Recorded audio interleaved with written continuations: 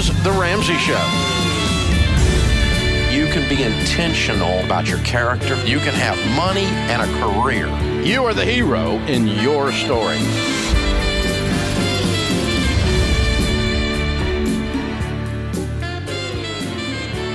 Live from the headquarters of Ramsey Solutions, this is The Ramsey Show, where America hangs out to have a conversation about your life and your money.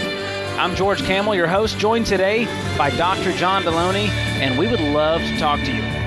Maybe you've got some questions about some things happening in your life. You're at a crossroads. You need some confirmation. You need a third-party opinion, maybe. We are here for you. Give us a call. The number is 888-825-5225. Phone lines are open, and some say the advice is worth what you pay for it. What do you think, John? I agree with that. Yeah, we're in full agreement there. I agree with that. Ryan kicks us off this hour in Charlotte, North Carolina. Ryan, welcome to The Ramsey Show.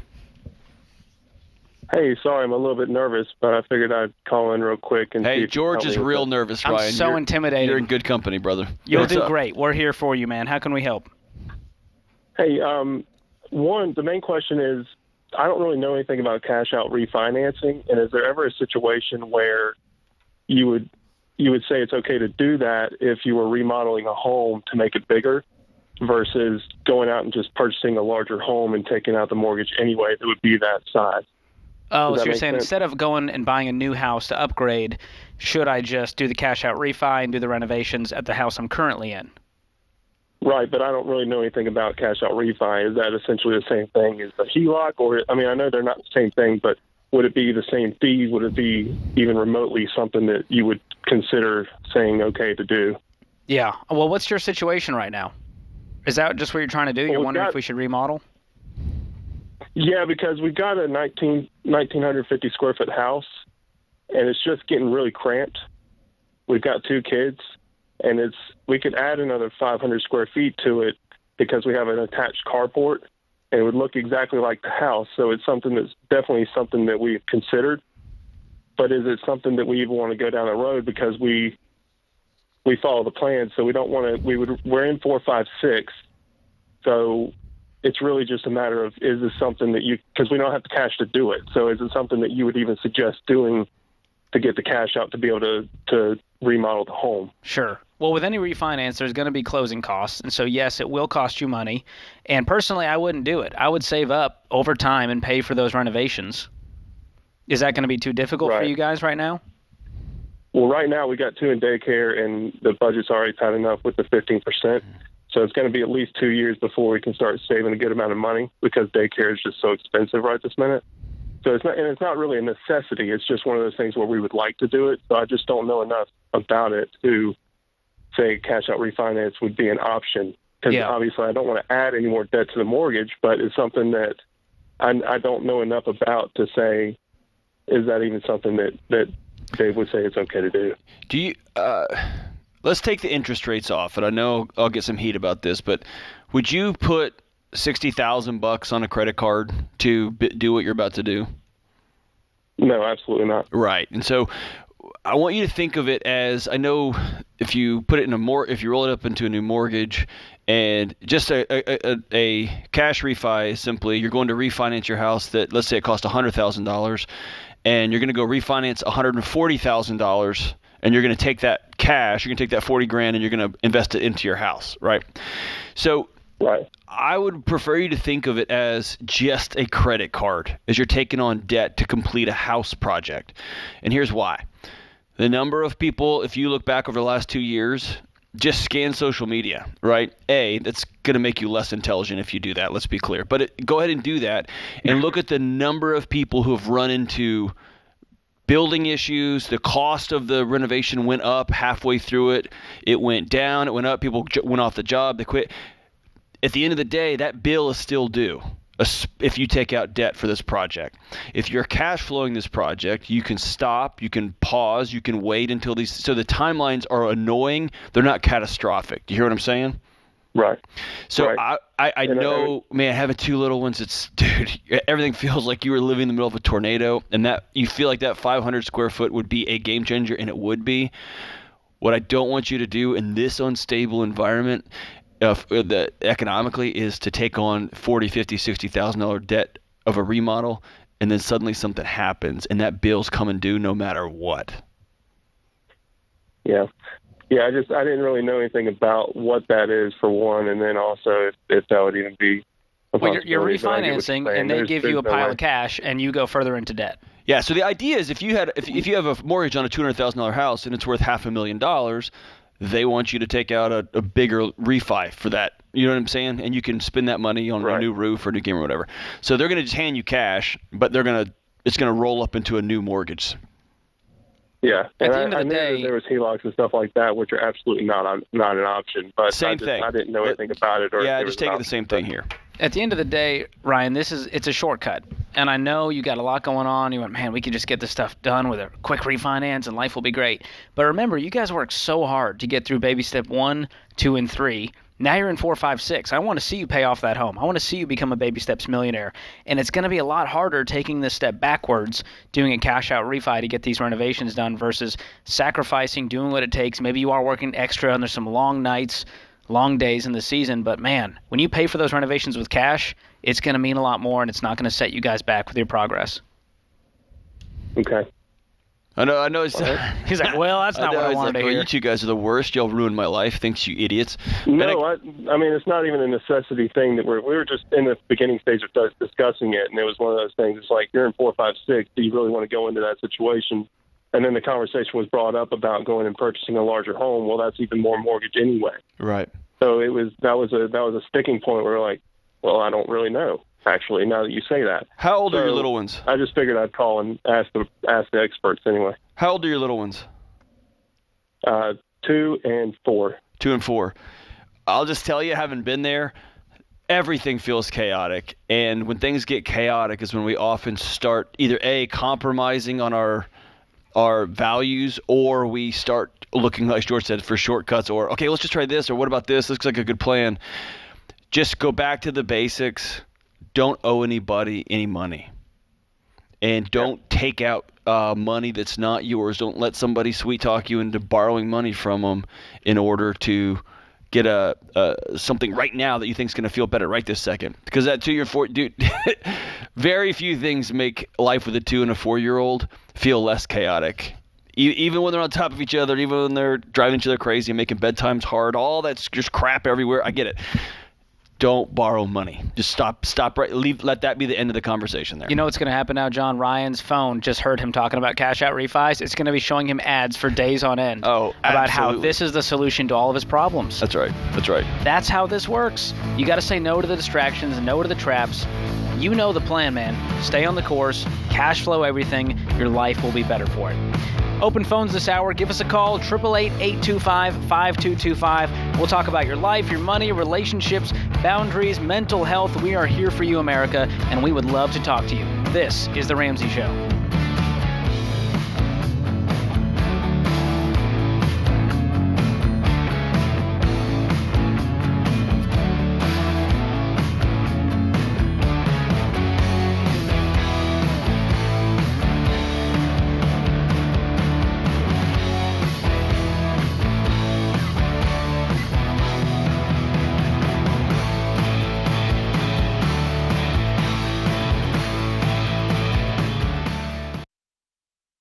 Chaos. That's what it can feel like when your business is growing so fast you've outgrown your financial and accounting software. The faster you grow, the more likely you are to lose control of the numbers. And here's the reality. If you don't know your numbers, you don't know your business. That's why we use NetSuite by Oracle, the #1 cloud financial system. Over 28,000 companies use NetSuite by Oracle, including Ramsey Solutions, because NetSuite gives us a single view of everything we need to make daily decisions. Whether you're making a few million to hundreds of millions a year, NetSuite gives you the visibility and control of the things you need to grow, like your financials, inventory, HR, planning, budgeting, and more, all in one dashboard.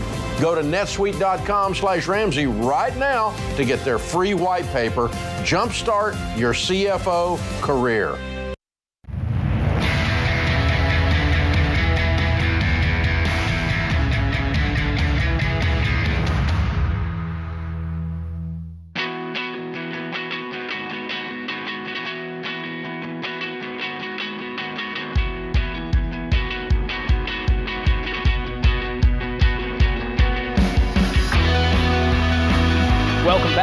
You are listening to The Ramsey Show. I'm Ramsey personality George Camel, joined by my great friend, some might say best friend, Dr. John Deloney. Are we great friends? No. I don't think we are at all, actually. It was a good effort, though.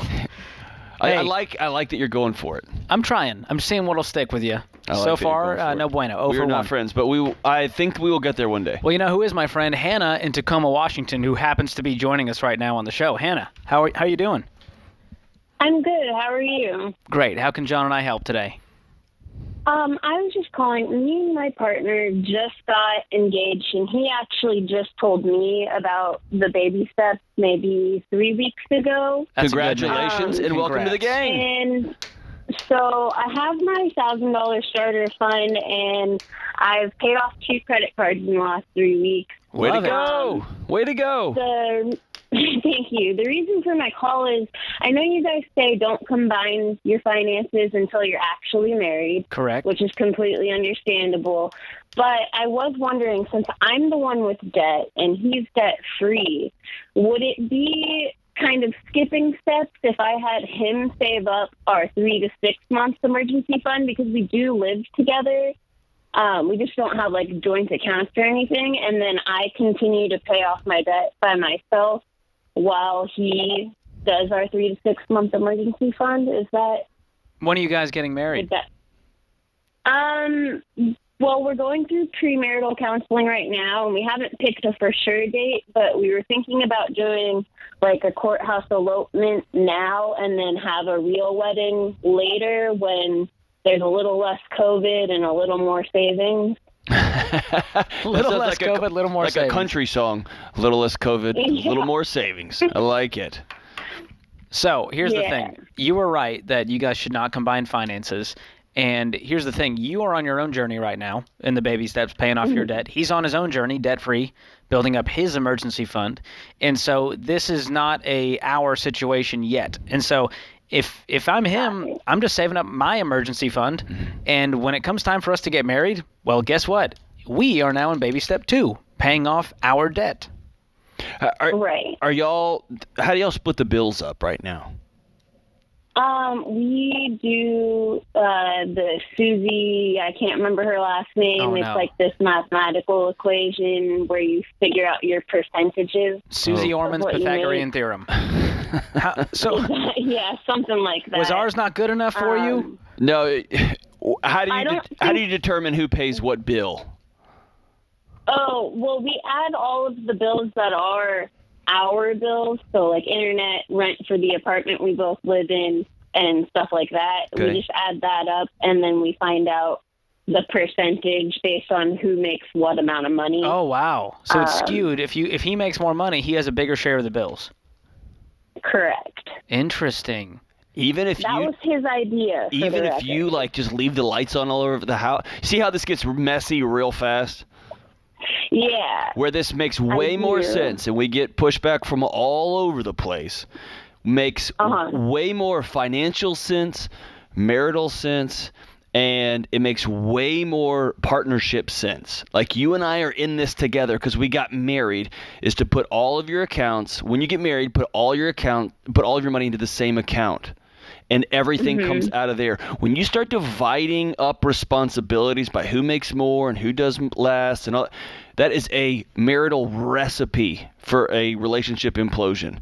Because you're always going to be saying, well, I did dinner, well, then you should. You know, we always have that one friend. This is before Venmo, of course. We always had that one friend that would be like, hey, you owe me $4.28. I got Wendy's like 4 years ago. And you're like, what are you talking? That's what our marriages turn into when we live like that. I love your idea of running to the courthouse and getting married and starting from scratch here and just saying, all right, we're all putting all of our money together. Every month we're combining it. There will be seasons when you make more, he makes more, whatever it is. And then we're going to build out of that together, right? I love that plan. Right. How much debt do you have left? I got it down from $37,000 to I think it's like 36 and some change. Okay. Right now. And I make $35,000 a year right now, but I am lucky to have gotten a job right before the pandemic where we have a union negotiated 50-cent raise every 6 months. So it's steadily climbing up. every 6 months, and then I am in line right now to actually change positions sometime in maybe the next 6 months, which would change my pay grade on the scale. That's Very cool. Okay. That's awesome. Well, good luck, Hannah. Congrats on the engagement. But, hey, stick to the journey on your own until you guys are married, and things will be better for it. Yeah, so right now, just to refresh, until you all get married, you need to have your emergency fund. He's got to have his emergency fund. Right now, you are dumping everything on cash, and he's going to take an emergency fund out of his whatever magical percentage y'all have come up with. And the new algorithm. I never heard of that mathematical formula. I feel like that would cause a lot of resentment in my house. I can't even tell you. It just feels like such a disaster. But anyway. All right, here we are. Amanda from Tampa We're back. joins us next. Let's see what Amanda has to say. Welcome to the Ramsey Show. Thanks. My question is, I kind of did things backwards. I'm a young single mom, and I just bought my first home back in February, so it'll be a year next month. It was kind of a rush thing. It was either rent again or buy a home. And so I bought it, but I still have I have a car debt and 2 credit card debt, but I have a $2,500 in savings, and I have a 401k. And I didn't know where to go to next, because I kind of went all over the place on the baby steps. So you want to refocus and go, hey, I know I'm doing too much at once. How do I start making progress? Yeah, and so I did just get a job offer to become a project engineer that gives me a pay increase of almost $12,000 for annual income.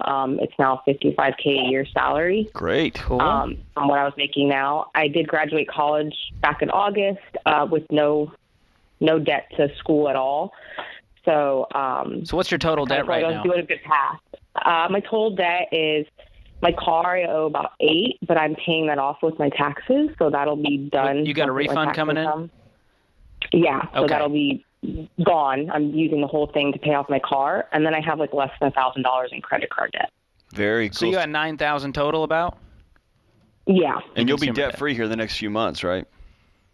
correct. Okay. Sidebar, stop getting a refund.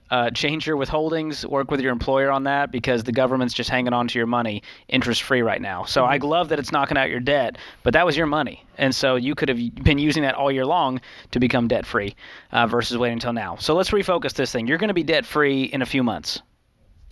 Correct. And you have $2,500 in savings. So let's go ahead and knock out that credit card debt today. Okay. And then we're going to knock out this car debt once this refund comes through. Then we're going to be working on baby step 3. So we're going to save up 3 to 6 months of expenses. And you're going to pause investing right now so that you can do that. You said you're investing in your 401k? Yeah, I invest like $5. It's not much. I just throw it at like $5. Literally in there. $5?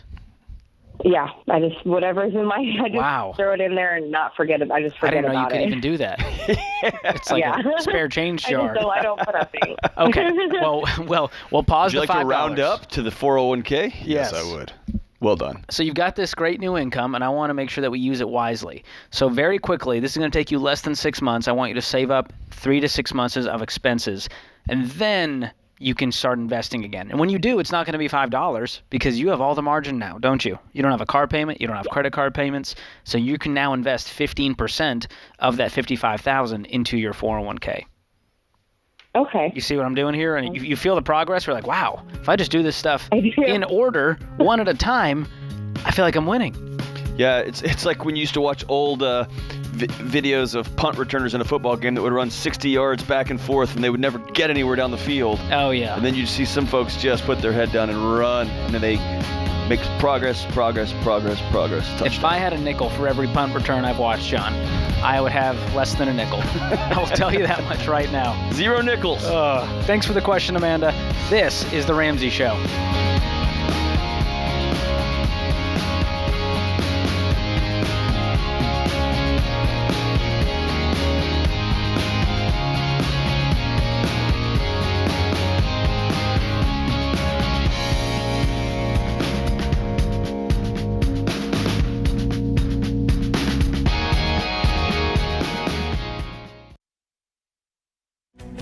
If you're looking for ways to update your home without blowing the budget, I've got it. For years, I've been telling you about our friends at Blinds.com. Blinds.com makes it simple to shop top quality blinds, shades, and interior shutters from home with easy online ordering and free shipping. With Blinds.com, there's no need to renovate your entire home. Just change out what's on your windows with upscale choices like faux wood blinds, cellular and roller shades, or even outdoor shades. Plus, Blinds.com guarantees the perfect fit, whether you do it yourself or you have them measure and install everything for you. Shop their latest looks and see how much you can save at Blinds.com today. The easy and affordable way to make your home more beautiful is Blinds.com.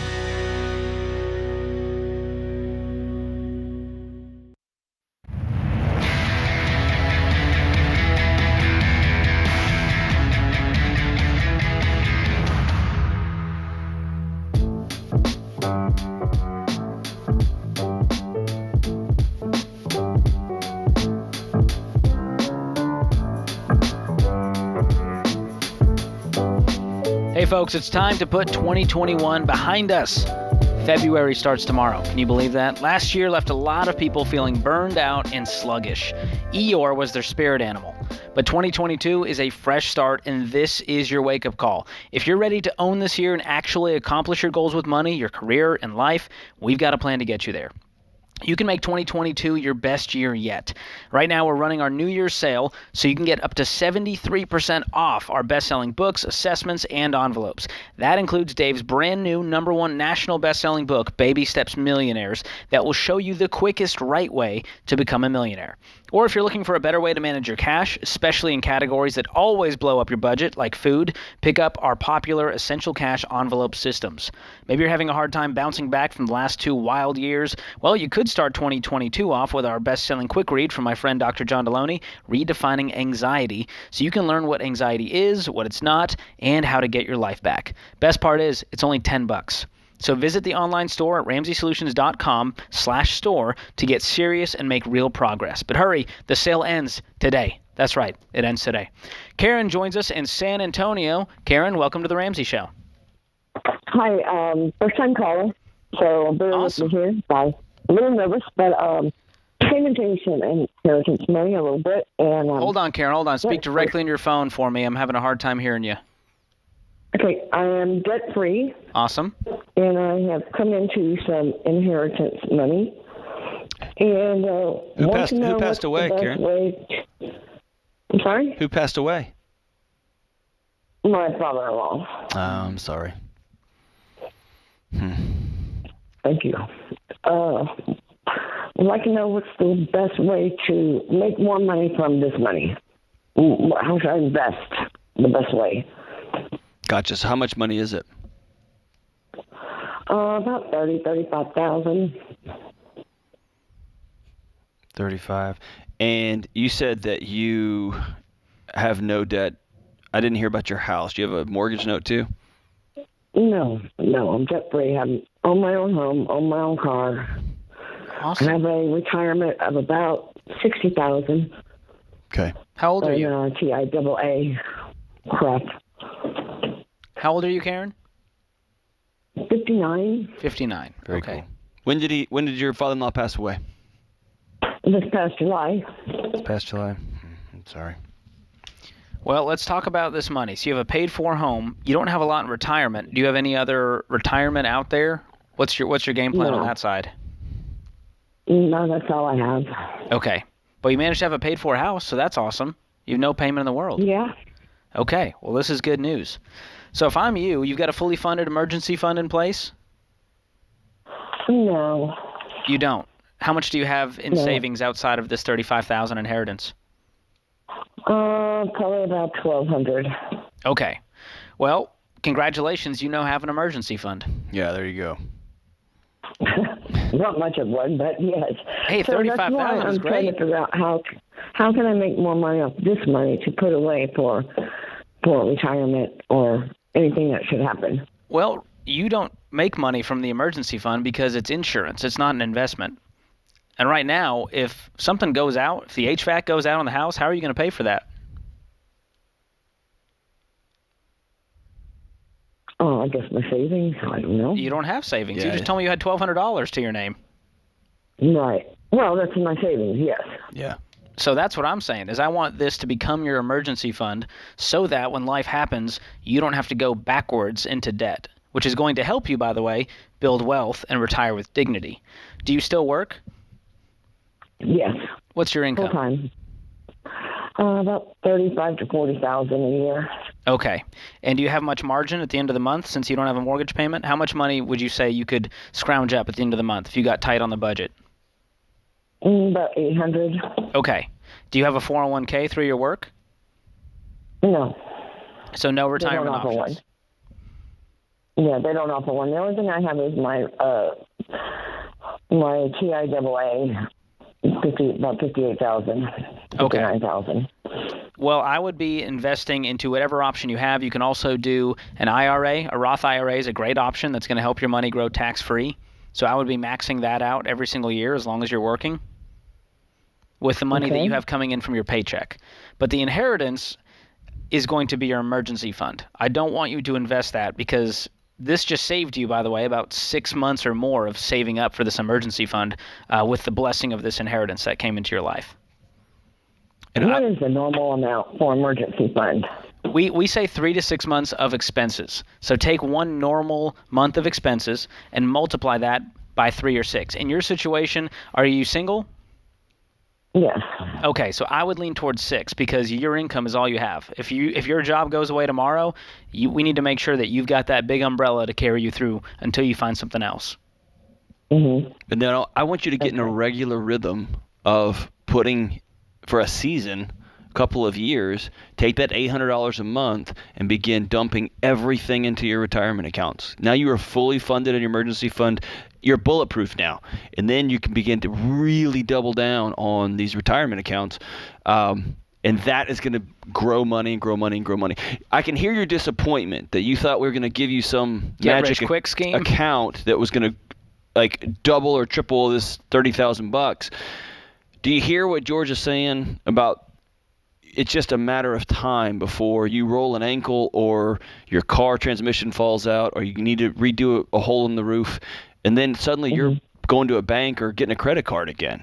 Do you hear that? Okay. Yeah, I gotcha. And Okay. so being able to sit on this, you might be able to sleep for the first time in a long time. Just having peace that if come what may, bills-wise, that you're going to be able to just get to the next month, it's just going to be annoying. It's just going to be a frustrating, annoying thing. It's not going to be catastrophic, or you're going to have to go get a credit card out again.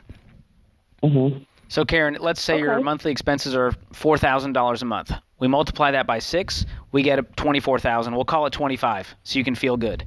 So this inheritance, 25 of that, I'm going to park in a savings account. I'm not going to touch it. I'm going to let it sit there, and it's not going to make you any money, and that's okay because it's there to protect us. Now, the extra $5,000, $10,000, if I'm you, I'm going to fully fund a Roth IRA for the year and let that money grow for the next 10, 15, 20 years. So that is something you can do right now that will help you make that money. And you can connect with a SmartVestor Pro. That's our financial advisors that are trained the Ramsey way. You can trust them. They have a heart of a teacher, and they can walk you through that process if you need someone to kind of hold your hand through this as you head into retirement. I want to make sure that the money you do have coming in, we are very wise with it. Okay, and I can find that information on the Ramsey website? Yes. Jump on RamseySolutions.com. You can click on Trusted Pros there, and you'll see the investment side and our SmartVestor Pros. We've got one in your area in San Antonio that would be happy to help you. And let me tell you, they're going to make you make the decision. They're not going to tell you what to do. They're going to show you your options so that you are educated and can make a decision that's right for you. But you do have to get really intentional about using your excess money every month and putting it towards retirement. How long you plan on working? Okay. Well, I'd like to quit today, but, Yeah. but I don't think that's possible. I don't know, probably another 5, 10 years, I guess. So here's what's great about sitting down with the SmartVestor Pro, and I did it the first time, and it was eye-opening, is they just help you reverse engineer.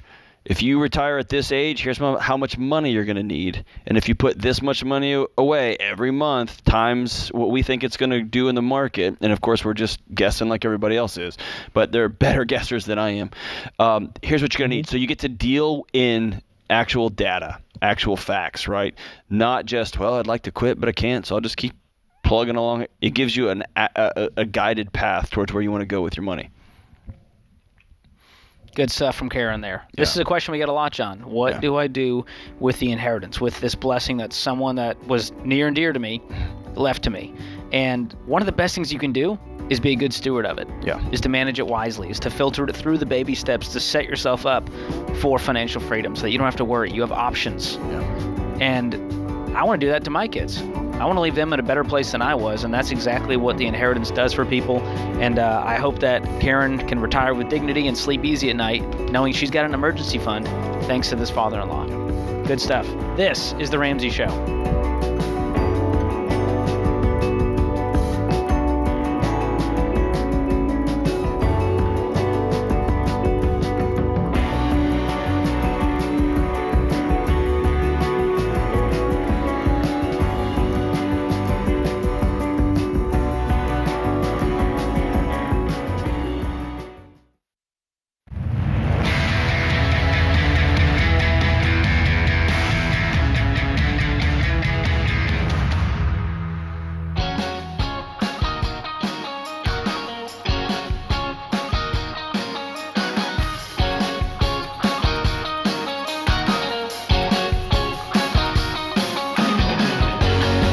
Welcome back to The Ramsey Show. I'm George Camel, joined today by Dr. John Deloney, and we are taking your calls. Give us a call, 888-825-5225.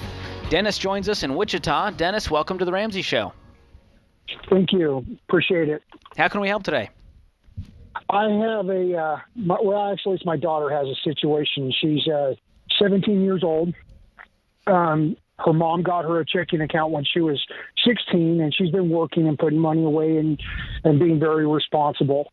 Well, a couple days ago, she got a message on Instagram from somebody she did not know saying that they enjoyed some of her pictures and they wanted to use her pictures, and they would pay her for it. Well, what they ended up doing was they sent her a check via email, said, okay, for $3,000, we're going to pay you for the pictures. You keep $500 and send us back that money when you deposit it, the $2,500 through Zelle. So she did that. I know I would have saw it instantly, but I told her, but things happen. Well, anyway, she didn't think anything of it. She went ahead, and as soon as the account said that money was there, she sent it through Zelle to this individual.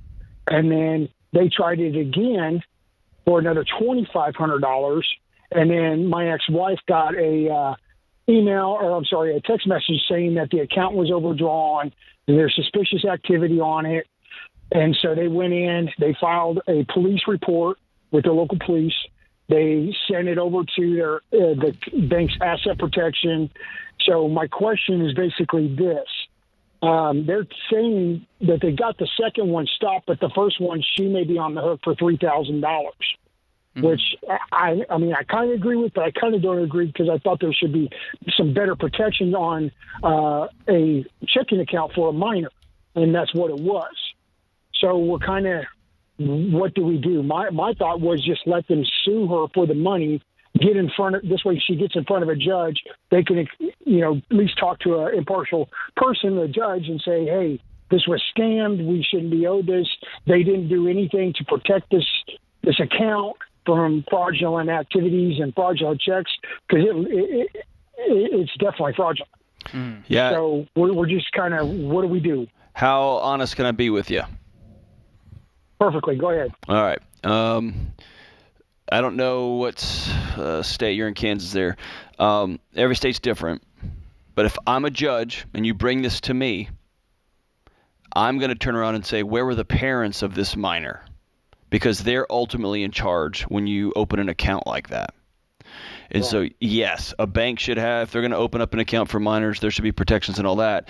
But anything legally always rolls downhill to the parent. Not always, but almost always rolls downhill to the parents. Or uphill to the parents. And so you can do that. I think this is an extraordinary, expensive, pull your hair out, frustrating, but extraordinary gift for your daughter if y'all frame this right. If you frame it as making this the bank's fault, then you're teaching your daughter that if we make a big mistake and we screw up, even we trying to do right, we thought we'd get this, then there's always somebody else to blame. If you teach your daughter, man, we messed up. You messed up big. I'll split this with you, or you can work it off in this way. It's going to be a very expensive thing to learn. My promise is this never happens again. I just was dealing with somebody who's a friend of mine who's got a college-age kids, was caught up in a sexting thing and a very similar scam via Instagram. And it was a mess, caused a lot of heartache and a lot of police reports. And all that. Here's what I can promise you, that will never happen again, right? And I'm more interested in setting up a 17-year-old with a $3,000 lesson. Usually it's a car wreck or something like that you can learn a lesson like this. Set it up a lesson like this, and this never happens again, than I am about, well, they should have had I personally am not going to go down that road. And if I'm a judge, I'm going to look at you, Dad, or look at your ex-wife and say, where were the parents when this stuff was going on? That's my take on it. George, got a thought? Yeah, I just keep thinking, man, this could be a expensive road to go down, just fighting this thing in court when we don't even know who this guy is. And so as far as recourse goes, sure, you can report it to Zelle. You can, go after your bank and say, hey, this was fraud, this is legitimate fraud. But at the end of the day, there's a level of stupid tax here where we have to go, okay, red flag number 4,000. If they send me 3,000, but I'm only getting 500, this is a scam. When they overpay. And let me tell you, I fell for this, John, when I was younger. I shipped a pair of shoes on Craigslist to Nigeria because he said it was for his cousin, and I got a PayPal email. He paid extra for the shipping, and I thought, wow, this guy's legit. He really just wanted to send these to his cousin. It was a fake email, and it took a lot of sleuthing to even figure out it was a fake email. But I should have checked my bank account and said, is this money actually there? Is this actually in my PayPal account? And so there's a lot of things we do as teenagers, and there's two people getting scammed these days, older folks and young folks. The people in the middle hopefully know better, but especially young people, they can be susceptible because they're used to Venmo and Zelle. This is in their world. But unless they're mailing me a check and I go to the bank and cash that check, it's fraud. I know I sound like a gong, George. And, hey, Dennis, I appreciate your vulnerability, and I appreciate you calling and asking. And I know things are challenging because you're parenting in two different households here, this young lady. If you were going to hand a child a smartphone and you were going to give them open access to the internet, to all social media, and let's let them go because they're just kids, and please do your due diligence and look at what is happening to our young people who are involved in this, just having free reign of the internet, free reign of these social media apps, free reign of this is the best case scenario, quite honestly. Yeah. That she lost $3,000 and learned a hard lesson. The number of people over my years working in colleges that were caught up with compromising pictures of them that are out that they can never get back, that people were taking their text messages. I mean, all kinds of stuff. Parents, you have to be in your kids' business, especially when they're minors. Well, I don't want to be private. They're 15, they're 17, they're 14, they're 13. Get in their business. Get in their business. We don't let them buy beer. We don't let them buy smokes. We don't let them go to war. We don't let them buy guns because we know that their brains aren't fully formed. Yet we hand them the internet and say, make good choices, right? And there's entire industries that are built on preying on these young folks. Parents, get involved. Have that conversation and say, here's the ground rules. Also, if anyone asks you for money, wants to give you money, this is a conversation that goes straight to the parents, and we talk about it. Or be a Luddite and just don't give your kid access to the internet open. Yeah. John, no one's ever wanted to buy my photos that I post on Instagram. So, and I'm a big deal, John. So I don't know what she got on her Instagram. No one's ever. I'm not gonna. Oh, you know what? Someone reached out and said they'd like to pay for my pictures of my feet. And that's when I thought, I'm going to hard nope on that one, we're not going to be friends. I hope that was rhetorical, like you're talking about someone else. No. Dear Lord. Okay. And if they're reaching out to, oh, God, help us. Parents, get involved in your kids' lives. Get involved in your kids' lives. You're not being a helicopter parent. You are being wise. You're being a caring parent. Yeah, well, this is not encroaching on their privacy. This is helping them avoid some huge mistakes, a $3,000 mistake. You've got two little dogs. Do they have their own account? If they could open a bank account, John, I would make them open one. No, I'm talking about an Instagram account. Oh, yeah, one of them's got one. We don't post, though. Come on, We're better than that. We gave up on it. Did you? Yeah. Like it's just you and me Nobody and a couple wants million to people. see Are that. you being honest? You gave up on it? 100%. You can go check it. I'm proud of you, George. Thank you. I know it's hard. Social media is hard enough on your own, let alone posting for an animal that can't post for itself. But some good lessons here, John. Social media, I think this is one of these things this generation has to grapple with and go, what's the healthy way to use this? Yeah, absolutely. Because it's going to happen more and more. And more and more and more and more and more. Yeah. So parents need to have these conversations, set some ground rules, set some boundaries, so that we don't end up with a situation like this. Yeah. It's sad. I hate that for you, brother. I hate that, Dennis. I hate that, man. That blows. I hate this for your little girl, too. I hope she gets the money back somehow. That'd be great. But I've heard with these Zelle scams, it can be really difficult to get your money back. There's not a lot of recourse on this, but if she gets it back, call us up. Let us know. We'll cheer on with you, man. That puts this hour of The Ramsey Show in the books. Our thanks to James Childs, our producer, Kelly Daniel, associate producer and phone screener, and Ben Hill on the board, keeping the show afloat. Appreciate you guys, and appreciate you, America. Thanks for listening in. We'll be back with you before you know it.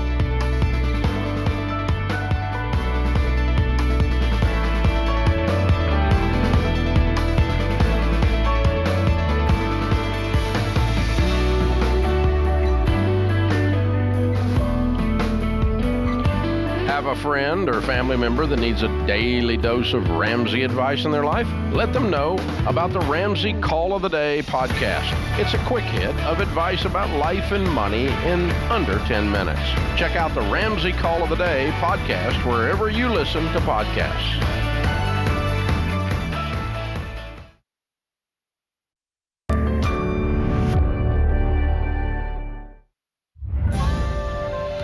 This is The Ramsey Show. You can be intentional about your character. You can have money and a career. You are the hero in your story.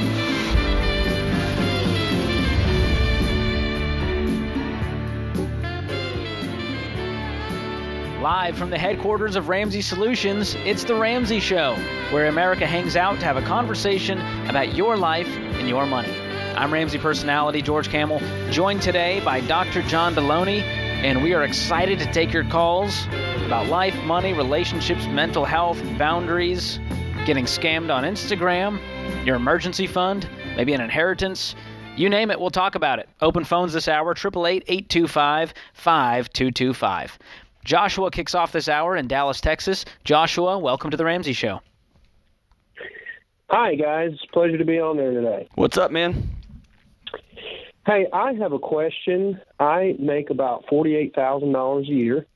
I have a fully funded emergency fund, about 4 to 5 months is what I have in my checking account. And in my savings, I have about $25,000 that I don't know what to do with. That is a good problem to have. That may be one of the better problems that. we deal with today, Josh. Well done. Well, I appreciate that. Glory to God, by the way, for that. But I'm wondering if I should give that $25,000 to my Edward Jones guy, and we could put it in my Roth or 403B or whatever. I don't know the right terms for that. Or if I should put it toward my mortgage and pay down my mortgage. Well, you're following the steps so far, and so you are at baby step 4, 5, 6. Do you have any kids? I have 3 daughters and 1 boy on the way. Okay. Congratulations, That's man. awesome, man. You're crushing it. Thank you. So are you currently investing 15%, or is this kind of a new step for you? I can get to 15%. I haven't started that yet. I just got a raise at my job, so I haven't adjusted my giving to my retirement yet. Okay. Well, let's first start on that 15% towards retirement. And then once we get that plate spinning, you're consistently investing that 15% every single paycheck. Then we're going to move on to step 5. We're going to throw a little bit of money for each of those kids in a college fund. That could be a 529 or an ESA. And you should be able. You could do both. I'd probably start with the ESA right now. You could throw, up to the max about $2,000 for the year for each of those kids. That could be cool. And then beyond that, we're paying off the house early. And so this money has now been allocated. It has a job. It was so fun to be holding on to it until George just took it all away from you. I won the lottery. Yeah. So I would do it in that order. And so that might not mean you make a big lump sum for investing or for the kids' college fund, but I want you to be able to have that margin consistently in your budget in 4 or 5 to be doing that every month. And then beyond that, every extra dollar that's coming in beyond your normal lifestyle stuff, which you can enjoy life. That's what we want for you in baby steps 4 through 7. And so you can enjoy some of it. I would give some of it, and I would save some of it. Josh, what do you do for a living? I am a children's pastor. Children's pastor. Yes, sir. How honest can I be with you? Go for it. Go for it. $48,000 a year raising 4 kids in Dallas seems like a tough slog. Well, I'm outside of Dallas. Yeah, we're making it. The Lord has He's blessed me with good vehicles. Okay. My house is a little on the small side. We're a little crammed in there, but the area we live in, if we wanted to upgrade, especially right now, it's just out of the question. Okay. With the housing market, and so God has really, really blessed me. And 48, we make it every single month. Good. And we're in the black every month. Excellent. Every year we've seen growth in our finances, and all I can say is praise God for that. But this $25,000 is a culmination of a couple tax refunds, saving, and I loaned out some money, and that's going to get paid back. And my church mispaid me a couple times. They didn't pay me the full amount. Sure, they mispaid you, Joshua. Sure, they did. I'm just messing with them. They accidentally didn't pay my health insurance for the whole year. So I got a big check back for that. That's a big whoopsie-doo, yeah. Hey, so I appreciate your deference to God's favor, but I want you to also, you and your wife, I want to personally celebrate both of you for your stewardship and your just incredible discipline with your money. A couple of tax returns. That means you've been sitting on this money for a long time in a tight budget. And so good for you for making every penny count and for eking it out and being able to survive a year when your employer, quote unquote, forgot to pay you the health insurance benefits. The old classic, forgot to pay the health insurance thing. Man. But good for you, brother. Yeah. It's a great question, though. A lot of people have money sitting around, and they know it could be doing better in the market, right? We always hear that. Why? I can make 10, 12% in the market, John. Yeah. Why would I use it as an emergency fund? Yep. Why would I use it to fund my kids' college? And it's funny, as I've talked to people who follow the steps and the people who don't, the people who follow the steps have a lot less anxiety in their life because it simplifies everything. You just go, I know exactly where this money's going. I'm going to invest it. I'm going to save for my kids' college. I'm going to pay off the house diligently, instead of throw it all in the market, hope for the best, and watch my phone 24/7 as it rockets up and down, which we've been seeing the past few weeks, haven't we? Well, if I paid attention to the stock market, yes. I do walk by the TVs and see the up arrows and down arrows and see the people pulling their hair out and whatnot. And all the crypto bros going nuts as it crashes to half of what it was. Can we just say that about 6 months ago I told you that was going to happen? You did, John. You prophesied it. I don't think I prophesied it. I just saw crypto as a deflation hedge, and when inflation was going up. But anyway, that's a whole other conversation. All right, we'll save that. But it's a great question.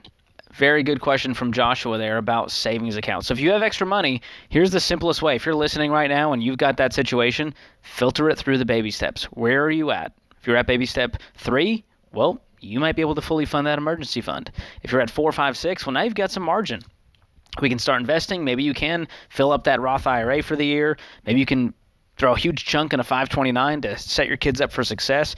Or you've got that mortgage and you're sick of paying the lender every single month. That's me, man. I just want to get rid of that mortgage. Like that thing. This is your year, John. I believe in you. No, I don't know. We'll see. I'm cheerleading you on. But yeah, you know the freedom that comes with not owning anything on your house. Even if it's just like Joshua says, a small cramped house, getting that mortgage knocked out. Man, oh man, oh man. It's so great. I keep waiting for the email that's like, hey, your mortgage is due. And it never comes, John. I know. And I can't say I miss it. And that paycheck that just deposited today, it's all yours now. It's all mine, and it goes mostly to my dogs. That you can call my show for that. Yeah, that's a whole other problem, John. I need a whole coaching session there. Well, hey, folks. Open phones, 888-825-5225. You give us a call. We will talk about whatever is on your mind. I'm George Camel, joined today by Dr. John Deloney. This is The Ramsey Show.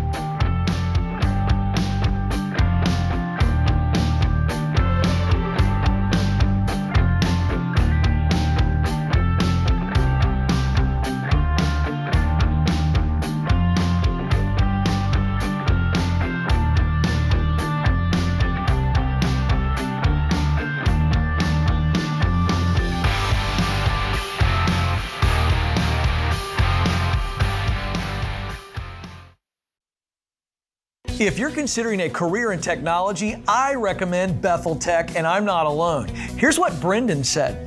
Before Bethel Tech, I was driving Uber. Within 4 months of graduating, I got a job paying $60,000. About 2 years after that, I got a remote job that pays me $130,000, all thanks to what I learned at Bethel Tech. You could be next. Get started today at BethelTech.net and get $1,000 to $2,500 off of your tuition. Again, it's BethelTech.net/Ken Coleman.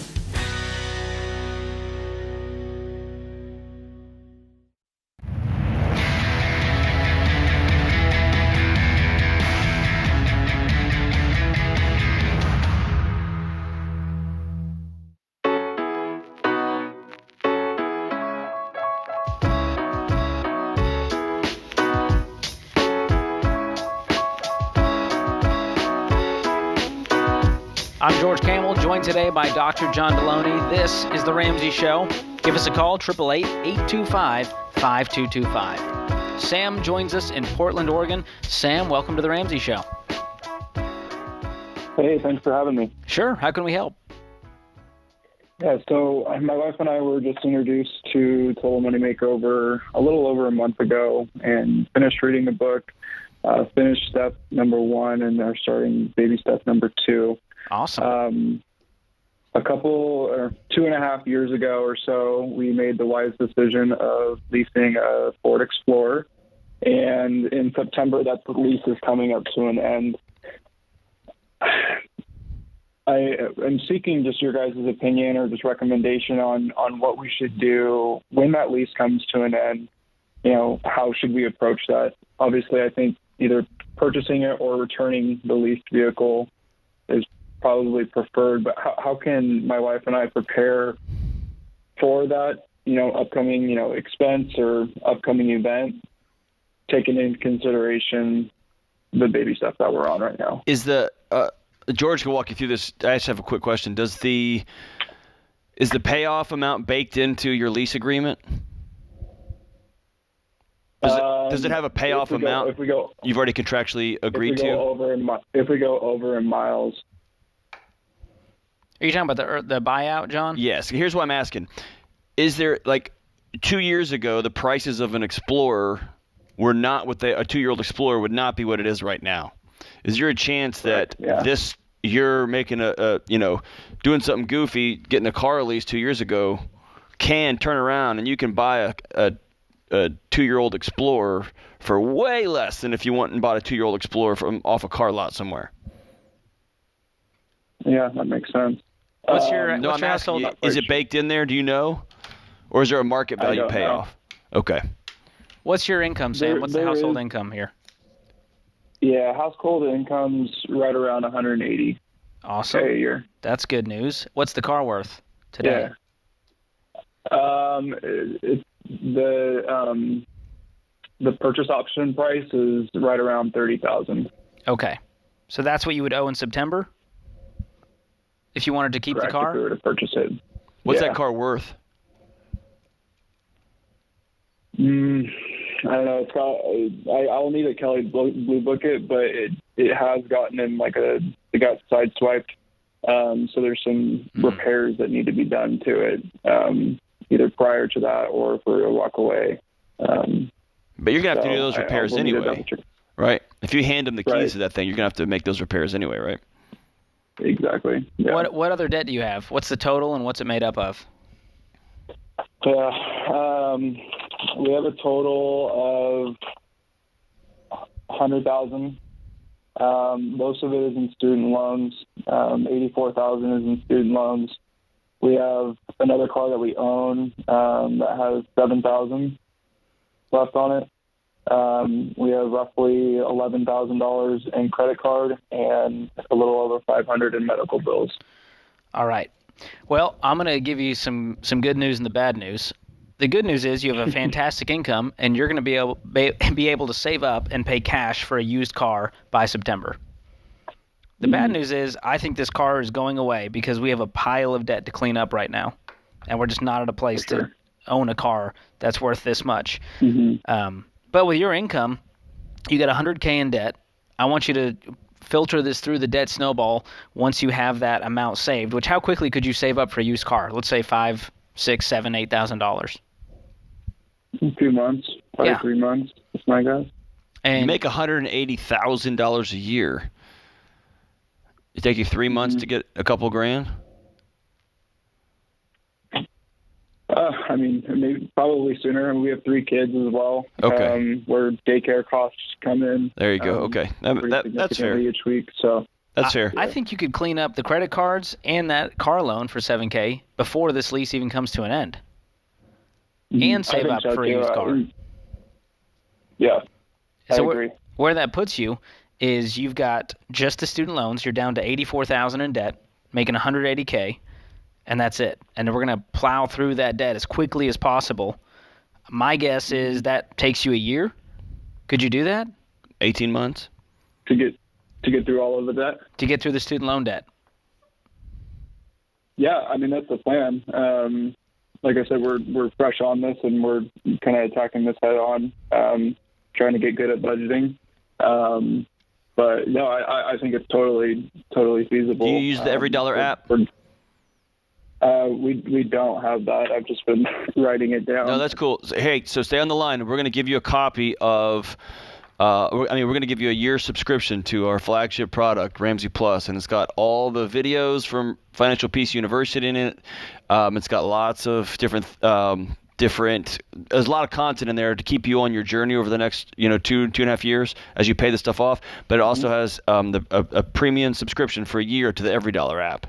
That's going to connect you and your wife. Y'all are going to be able to track expenses, work together on this deal, and get this stuff knocked out for you and your 3 little kids. Is that cool? Awesome. I appreciate that. Thank you so much. You got it, man. Hang on the line here. Kelly will hook you up. Thanks for the question, Sam. Chris joins us in Miami, Florida. Chris, welcome to the Ramsey Show. Hey, good afternoon, guys. How are you? Great. How can we help? So I last year I paid off my mortgage, pretty much all my debt. Yeah. Way to go, Chris. Awesome. Yeah, it feels good. It definitely feels good. I was listening earlier. I feel the same way. I'm kind of waiting for them to send the bill, but it never comes. So I love it. My question is this: I'm putting away for the kids. I have 2 kids, 5 and 7. I'm putting away for the kids' school for the future. My wife and I are contributing 15% into retirement. I think at this point I have like 12 months worth of expenses saved up. So I'm wondering what the next step is. I do give to the local church faithfully, the church that we go to, we're a part of. And we are enjoying some of it. But as far as the rest of it, I've got a significant amount of money, or what I think is significant amount, just kind of sitting there in a savings account that's not really generating all that much. And so I just, at this point, I'm kind of like, now what? Sure. Sort of the honeymoon is over, and that's like, now what? And you guys are spending and having a good time, right? You're not just hoarding this money and living a miserable life. No, we're definitely not miserable. Definitely not. I love it. I'm being. My life's better than yours, George. I don't know how to say camps. this nicely, but I'm There's doing 2 way camps. better than you, George. Some people have a real hard time enjoying themselves once they hit step 7, and I just want to make sure that that's not an issue for you guys. That you're not, hanging on with a closed fist, going, we can't go on vacation. It'll never be enough. And so if you're at that point, there's a few things you can do. Obviously, you're already giving, and you're spending. Right. And so your question is, how do I make this money work for me on the saving side, on the investing side? Right. If I'm you, I'm going to park this in index funds for now until we have a plan for it. And that's what Dave does when he wants to buy real estate with cash. He just parks it in index funds, lets it grow, and when the time comes, He's got enough money to buy something, he'll pull it out and buy something. And so I would just put it in one of those taxable investments and index funds. You can also throw in some mutual funds and work with our SmartVestor pros on that. But that's what I'm doing until I know what that next thing is. And you have a wife? Yeah. She's a teacher. I'm a CPA, and awesome. So we both work. I'd sit down, go to a nice dinner, and start dreaming about what do we want to do? Do we want to get into real estate investing? Do we want to do something outrageous? Do we want to sock this away for college or for vacations? What do we want to do with this money that would be just totally outrageous because we lived like no one else, and now we get to live like no one else? Yeah, I can tell you she wants to do real estate, and then her and I kind of are on the same page. You got your answer, Chris. That's your next step. We don't have enough to buy it. Yeah, we just don't have enough right now to buy it cash. Yeah, just keep saving. You know the drill. You know to save up some money. Do it with cash and let that be your next goal. We are such driven people as humans, John. At least the good ones. There's always a next goal we got to dangle to keep us motivated along the journey, and so that's not a bad thing. And you told me your wife wants to get into real estate. Let's have some fun with real estate, and we're going to do it with cash, which means there's going to be no risk, no stress, other than being a landlord, which comes with its own problems. Stress, but hey, it changes the game when you don't have a mortgage on it. That's a total game changer. Thanks for the call, man. This is The Ramsey Show.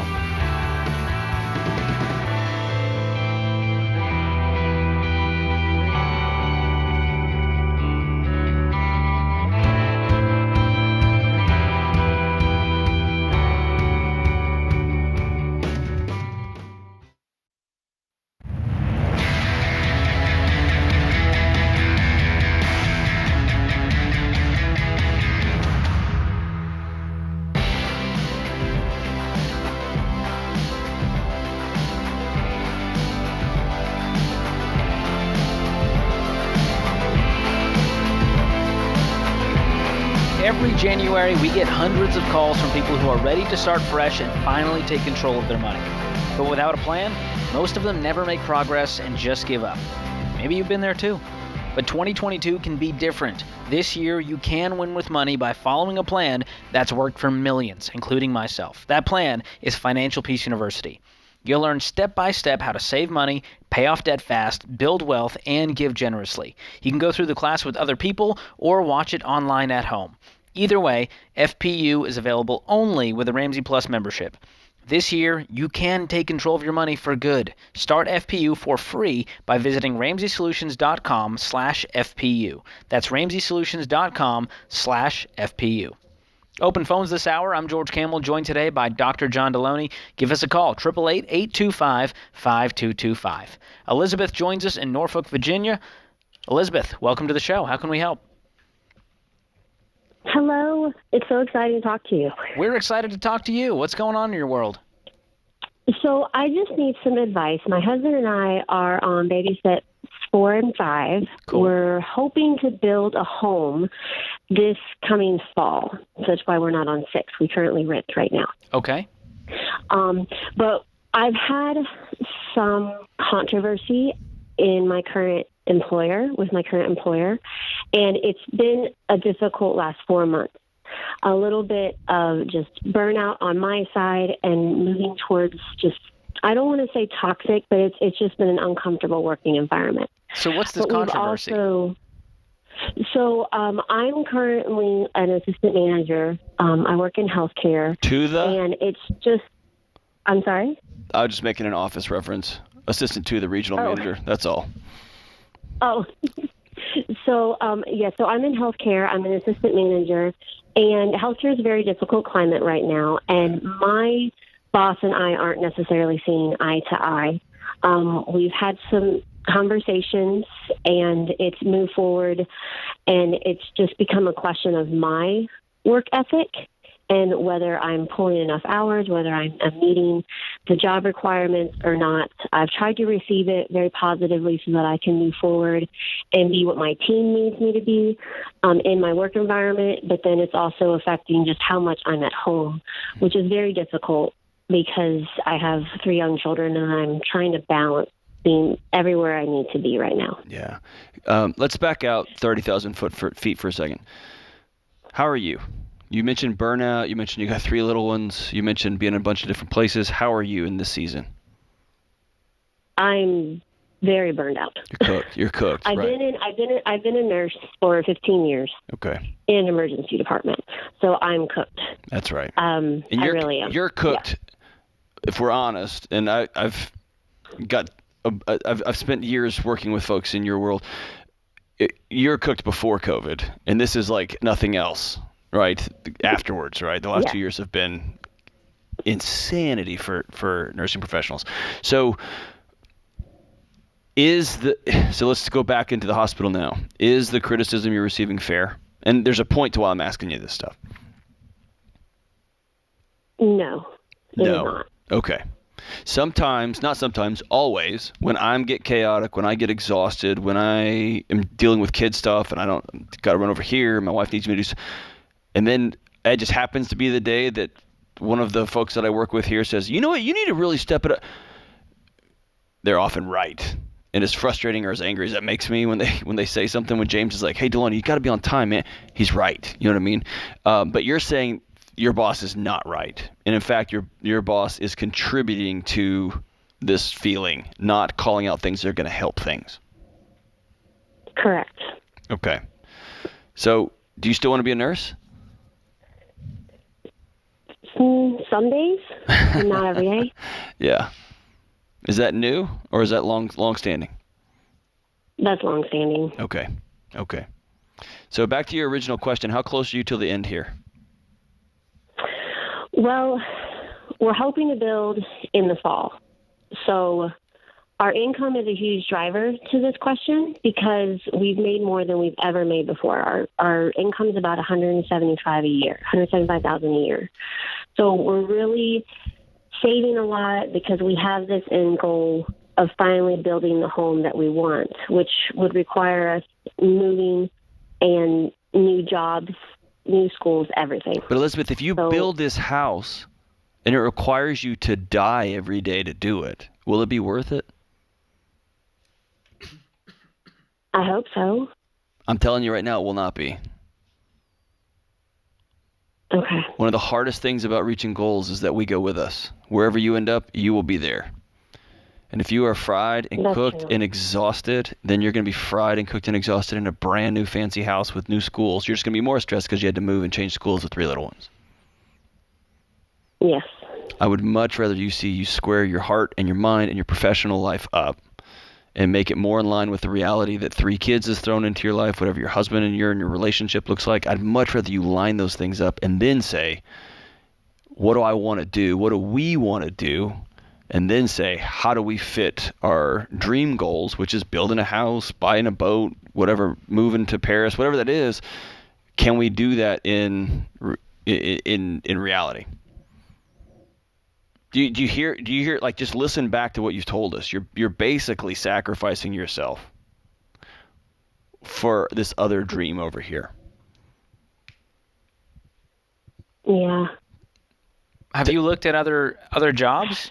Do you know that this is the only place that you can work that'll pay you this much?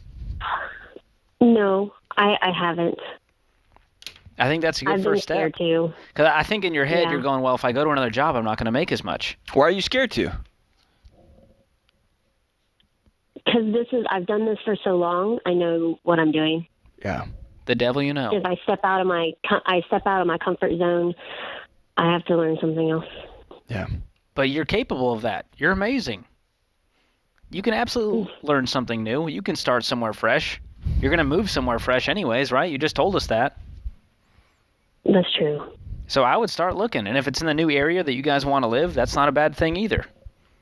And you can rent for there for a little while, maybe a 6-month lease until you can build this dream home. But there's really nothing driving the urgency of this home other than we want to, right? But there's something driving the urgency of the other side of this equation, which is you cannot keep going like you're going. It's exhausting. It is. Would you take a $10,000 pay cut per year if it meant you weren't in a toxic environment and it slowed down this home process by a month or 2? Would you do it? Yes. I think we have our answer. I think you got to do some research and not be afraid of the unknown because you're about to step into it anyways. If you're going to move to a new town with new jobs and new house and all of that stuff. So you can do hard things, Elizabeth. Can I tell you where I would start with this, Elizabeth, if I'm you? Because I know it feels overwhelming. Have you sat down with your husband and told him, I'm not okay? We talked about it. Okay. But I told him I could push through if I needed to. Okay. I would love to see you and take him to dinner and you all sit down and have a honest conversation. Because I think you've hinted at it, hoping he would pick up on it and pull the plug on this deal. Or hint at it and say, well, I can, you know what I'm saying? And I think it's time that you are able to lay all the cards out on the table and say, we got 3 kids, we've got this, we've got that, we've got that. You and I, our relationship has changed. Not for better or worse, it's just different now. We got 3 kids. We're both working full time. Things are bananas. And I can't continue at this trajectory. Whether that means I'm getting out of nursing, whether that means I want to stay at home with the kids, whether that means I got to just change hospitals because I can't work with a supervisor anymore and I got to change, whatever that means. I think we needed to sit down on the table with your number one fan, your chief partner in life, and say, whew, I'm out. I can't go anymore like this, and I don't know what this means yet, and I promise that I'm going to get to the bottom of it. And then let's build something new together. Man, I feel for the healthcare workers, John. I think everyone is experiencing some level of what she's experiencing. It's unbelievable this what is hard, they've been through. It's toxic, long hours, no end in sight. Man, I feel for you, Elizabeth. Good luck on your journey. This is The Ramsey Show.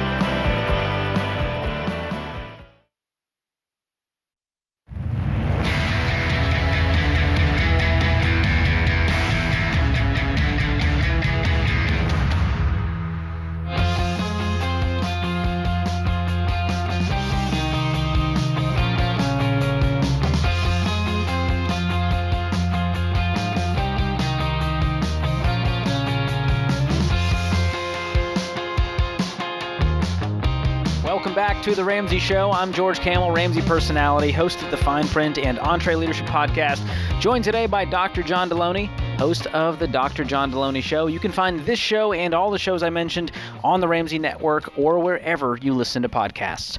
Mary joins us in St. Louis. Mary, welcome to The Ramsey Show. Yes, I have been trying to get my financial advisor to convert some of our IRA into a Roth.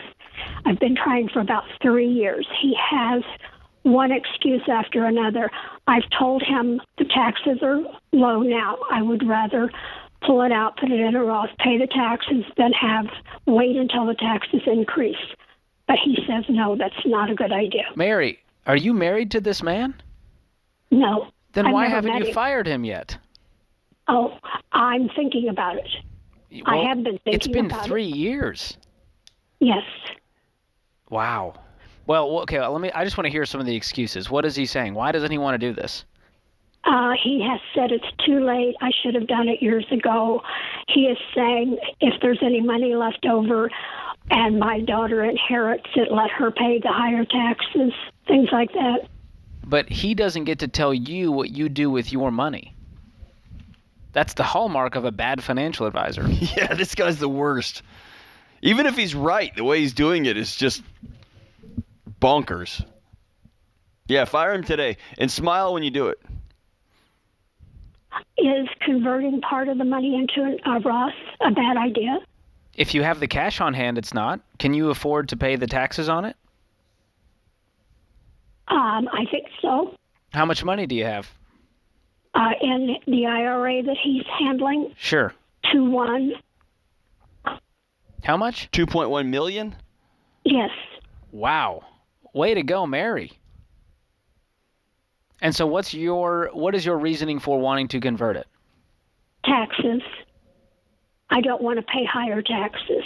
Oh, okay. But he is saying no, don't convert it. Whoever inherits it can pay the higher taxes. So how old are you? 72. And my 72. husband's 73. Okay. So you're going to pay taxes either way. You're going to pay taxes on it right now because it's traditional. So if you pulled out the $2 million, you're going to pay that as your income tax of whatever you pull out. When you convert it, pull out about $80 a year. $80 a year. Okay, and you're saying I don't want to pay the taxes on the $80 a year. No, I don't mind doing that. In fact, I have asked him, we get the RMDIs, I have asked him if I could have that divided up by 12 and get that much more money every month. The required And he minimum says no. distribution? Yes. Okay. And he says, no, I can't. I'm just, I'm trying to see an angle where maybe he's got some reasoning behind this, and maybe there is. But either way, I'm getting a second opinion. So I want you to connect with one of our SmartVestor pros and just run these numbers by them and say, hey, here's what he's saying. Here's what I want to do. Can you tell me if is there reasoning behind this that you can help me understand? Because our SmartVestor pros have the heart of a teacher. So they want to teach you why they're recommending to do what they say to do. And so I would jump on. I'm sorry, I was going to say if I change, is that a consuming thing that it's going to take forever? No, I did it recently. And I got connected with a SmartVestor Pro, and I had accounts scattered all across 4 or 5 jobs that I've had over the last 20 years. And I just had to sit on the phone, and they transferred it over. It was a very, very simple process. You're bringing over a couple of $1 million in a portfolio. The SmartVestor Pro who takes you on, who partners with you for the rest of your financial journey, and then is going to help you set this up for your kids to be successful, they will bend over backwards to help you, because even if I'm a little client, I got $2.1 million that I'm bringing over, and they were extraordinary in helping me walk through the process. It's in their best interest to make this process, the transfer, as simple as possible. And but I have one. I'm sorry. Go ahead. No, don't worry about. It's not a complicated thing. You have to sign a paper and be on the phone when they do some transfers. But it's not like months and months and weeping and hugging and all this kind of stuff. It's just gonna be what it is. Okay. The reason I hesitate to get a different advisor is this one picks the stocks, buys and sells. We have nothing to do with that. And he's been good. We started off with, I think it was 1-2. And now it's been 10 years and we're at 2-1. So, he's done a good job with that. Well, and if you look over the last 10 years, the market has been bonkers too. And so if the bullseye on the dartboard is, 15 feet by 15 feet, we all look pretty good throwing darts, right? Okay. So I also, here's the thing. If he's got a great performance, great. I still think character counts. And I think the way he treats you counts. And so if he has and I'm going to be honest with you, I'm not smart enough. This is George and Dave's territory to get into the conversion of Roths and time and how old you are and all that. I'm more concerned that he hasn't sat down and taught you, here's why you don't want to do that. Here's the mathematical reason why this is not a good idea. And when you say, I would rather eat the taxes than cause my children to have to pay taxes in the future, and he says, give them to your kids. I don't like the spirit of that. Yeah. And so this whole exchange you need to know why he's picking the stocks or the portfolio that he's picking. In fact, the SmartVestor Pro started to tell me, and I said, hey, I don't care. I want it to match your family's portfolio. If it's good enough for you, it'll be good enough for my family. And he said, with all due respect, I'm going to teach you this. And so I had to listen and say, here's why I'm doing this, whatever. So I want you to walk alongside whoever is pushing your financial future ahead of you. The reason I don't like this is you get a couple of $1 million, and a lot of these investment folks out there are unscrupulous. They're gonna buy the products that make them the most commissions, not a SmartVestor Pro. So make sure you connect with somebody today. Yeah, jump on RamseySolutions.com and click on Trusted Pros, Mary, and you can connect with one in the St. Louis area over there. Thanks for the question. Grayson joins us in Atlanta, Georgia. Grayson, welcome to the show. Hi, thank you. Sure. How can we help? So I'm 21 years old. I make $60,000 a year before taxes. I live at home with my parents. I have 0 monthly expenses. What should I do with my money? How much do you have as far as savings? Right now I'm at about $5,000. Okay. I just graduated college in December. Awesome. Good for you, man. What are you doing for work? I have an accounting job for an HR company. Nice. And you graduated debt-free. Can I ask how you did that? I have about $10,000 in college loans, but my parents Hold on, paid for most of it. You just told me you're debt-free. Well, other than that. Well, you Other than that, lied to me on national radio, I'm Grayson. handsome other than my face, Grayson. Come on. Grayson, we're paying off the student loan. You're saying mom and dad are paying it off right now? They paid for most of it, yeah. Dude, you're a big boy now. It may be time to fly the coop and pay off these loans yourself, because guess what? For the rest of your life, you have to pay your own bills. Yes, pay them back off. Pay them off, man. All right, sir, answer his question. We're about to run up the clock. So to answer the question, you make $60K, I'd get a fully funded emergency fund, and I'd find somewhere to live and start my life as an adult. Mm-hmm. You graduated, you got a big boy job. What's the reasoning for staying with the parents right now? I'd rather not have to pay rent somewhere if I don't have to. Absolutely. I totally get that. But part of the adult experience in doing the baby steps is saving up for a down payment on a house and investing 15% of your income. And I love the fact you're living with your parents and you have no expenses, but you're an adult. You've graduated. So if I'm you, I'm going to go find a place to rent. You make great money for a 21-year-old, way more than I did at 21. And so I would use that money very wisely. I'd get out of this student loan debt and I'd stay out of debt for the rest of my life. I'd get that fully funded emergency fund of 3 to 6 months. I'd start investing 15% into retirement, which you're 21, you will be a multimillionaire if you just invest consistently that 15% over time and start to save up for a down payment on that house, whatever that looks like for you. You got this, dude. You're crushing it at 21, but let's not pretend on what debt is and what it isn't. And it's time to start paying your own bills, man. I appreciate the call. That puts this hour of The Ramsey Show in the books.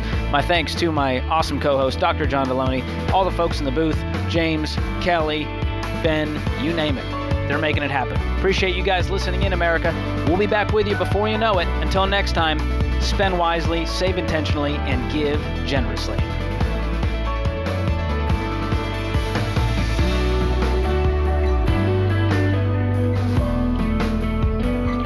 Hey, it's Kelly, associate producer and phone screener for The Ramsey Show. If you would like to do your debt-free scream live on the show, make sure you visit theramseyshow.com and register. We would love for you to come to Nashville and tell Dave your story.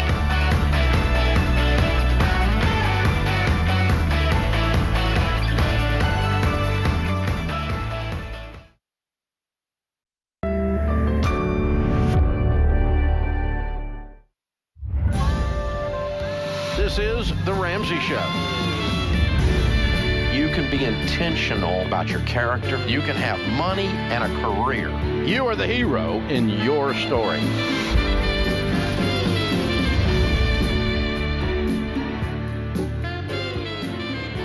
Live from the headquarters of Ramsey Solutions, it's The Ramsey Show, where America hangs out to have a conversation about your life and your money. I'm your host, George Camel, joined today by Dr. John Deloney. Open phones this hour, 888-825-5225. You call us up, we'll talk about whatever is on your mind. Michael kicks off this hour in Houston, Texas. Michael, welcome to The Ramsey Show.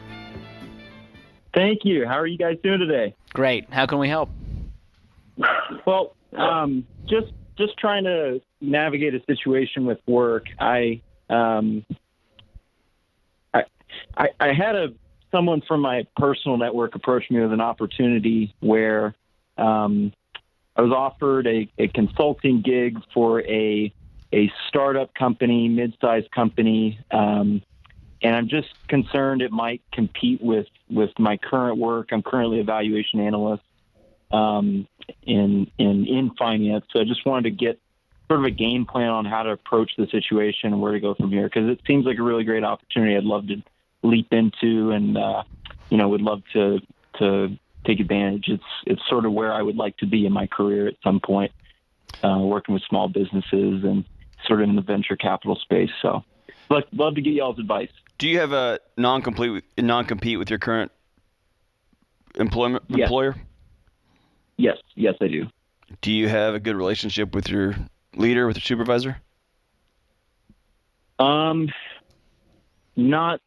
we don't go get beers after work, but I mean, if I approached him about it, I mean, I think he, a decent one, well, not a very. So let me tell you what's one, but here's a live example here. So I've got a non-compete too, so I just can't quit and go work for somebody else. And whenever I take speaking gig or go do some event for somebody or something, that funnels through Ramsey Solutions, and I get a piece of that. Mm-hmm.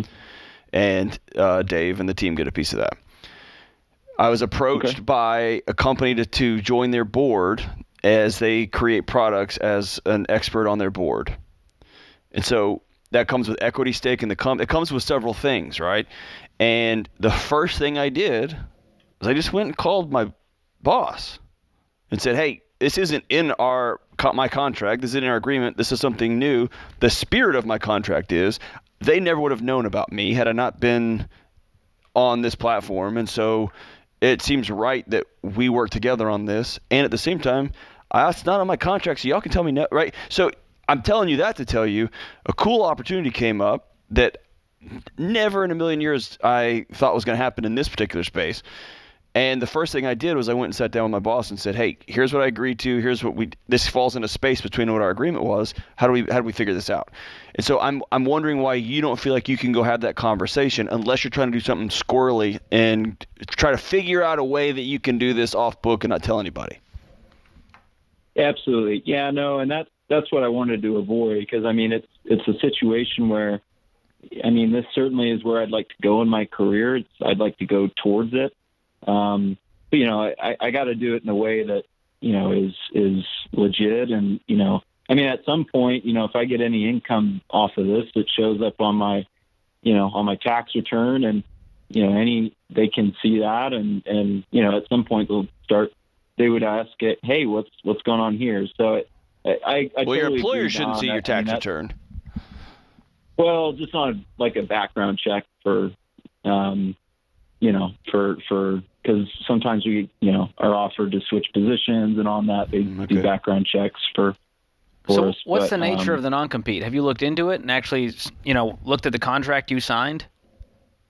I have, and the nature of the contract is such that there are two clauses in it. Number one, specifically saying, hey, if you enter into if you enter in a direct competition with let's call it the company being valuation services, financial services, investment banking, so on and so forth.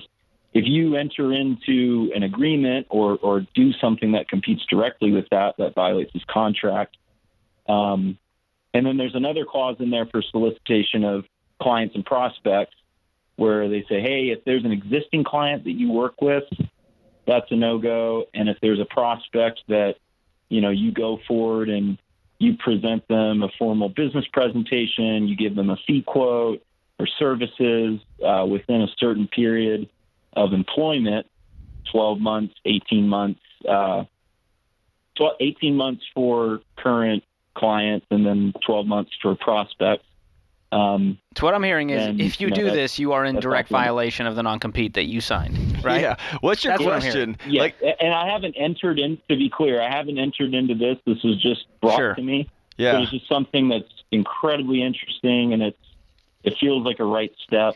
I mean, here's the thing. There could be severe consequences. We are not lawyers for good reason, but there could be injunctions. There could be monetary penalties. I mean, this could be a nightmare for you. And you think this might be the dream step, and it could be in a different world. But right now, man, if you did this thing, you could be in a world of pain. The other beneath the world of pain part is, how old are you, man? 25. Okay.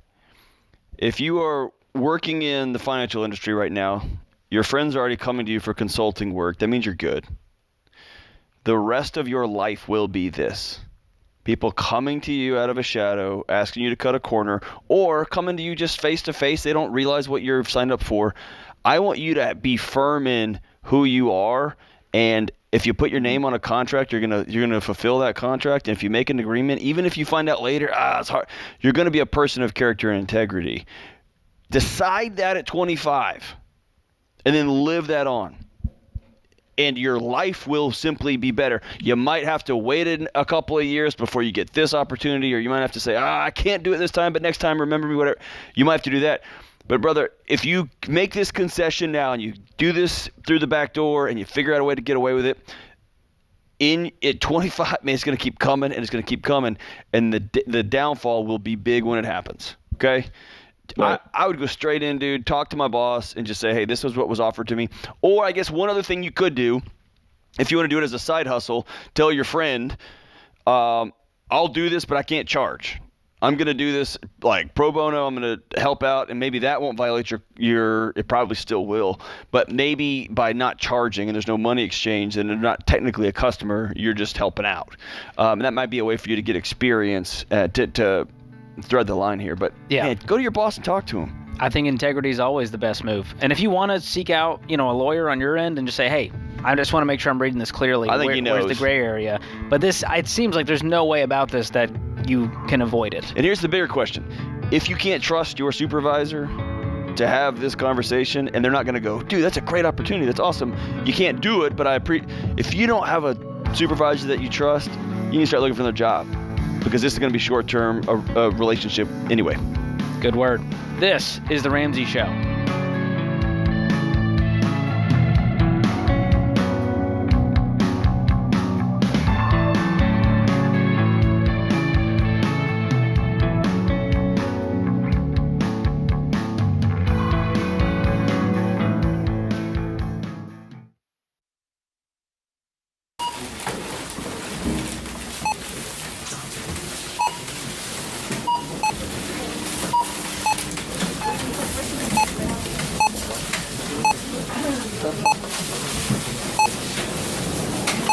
Still on baby step number 1, eh?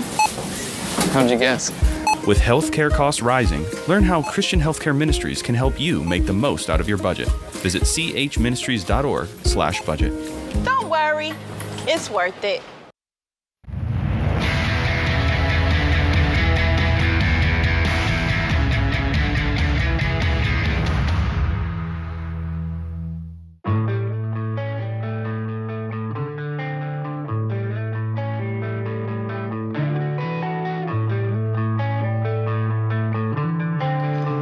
Here at Ramsey Solutions, we are on a mission to transform so many lives that disruption spreads like wildfire.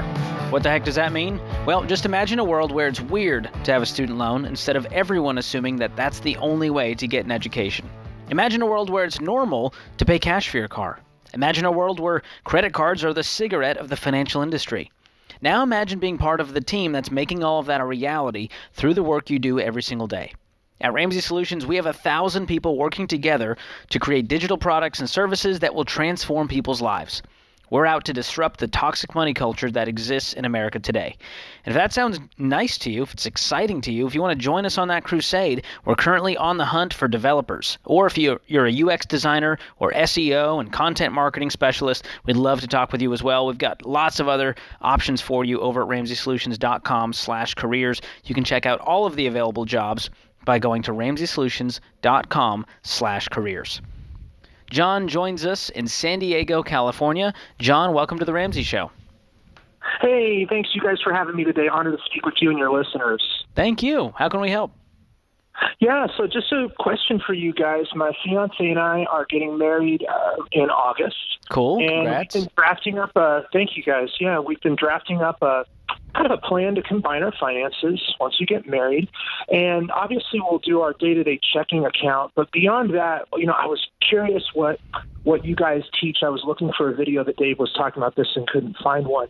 How many other bank accounts should we have open, or do you recommend that we have open to just kind of manage our financial goals and go up the baby steps? Just curious to get your thoughts. First of all, John, you are a stud. The fact that you're trying to map out a plan for this already, I mean, I feel like this marriage is already off to a good start, John. Well, nerds attract. I think we both are into numbers and math, and we're both very excited to do this. And you're both on board with the Ramsey plan?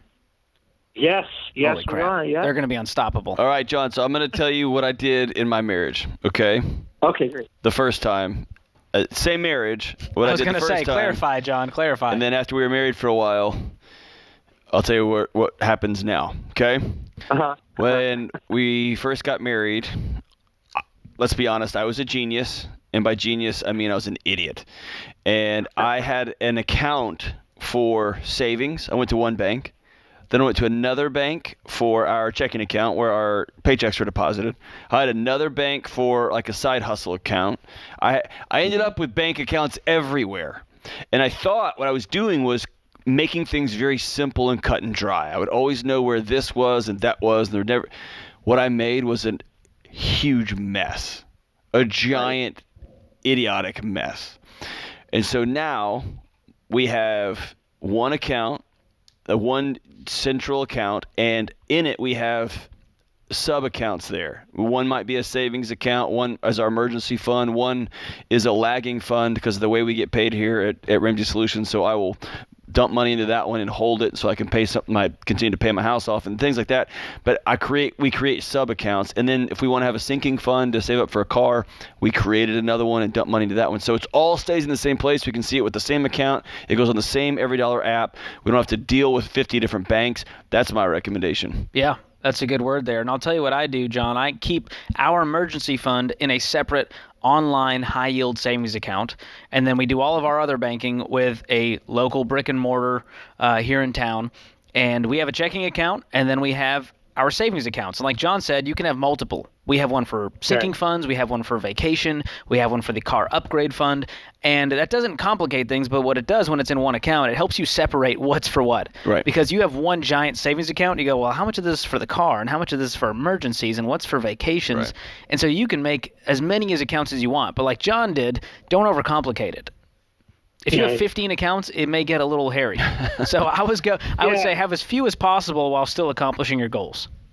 Yeah, because, with all the advent of online banking, there's so many ways to check a million different banking apps. And she and I have, several credit union accounts that we've individually had open since we were both in college. Obviously, we'll close those or add each other's names to them. But I like the idea of just streamlining it so that it's all in one place. Does this also go for, obviously our Roth IRA is going to stay independent, because it's an individual retirement account.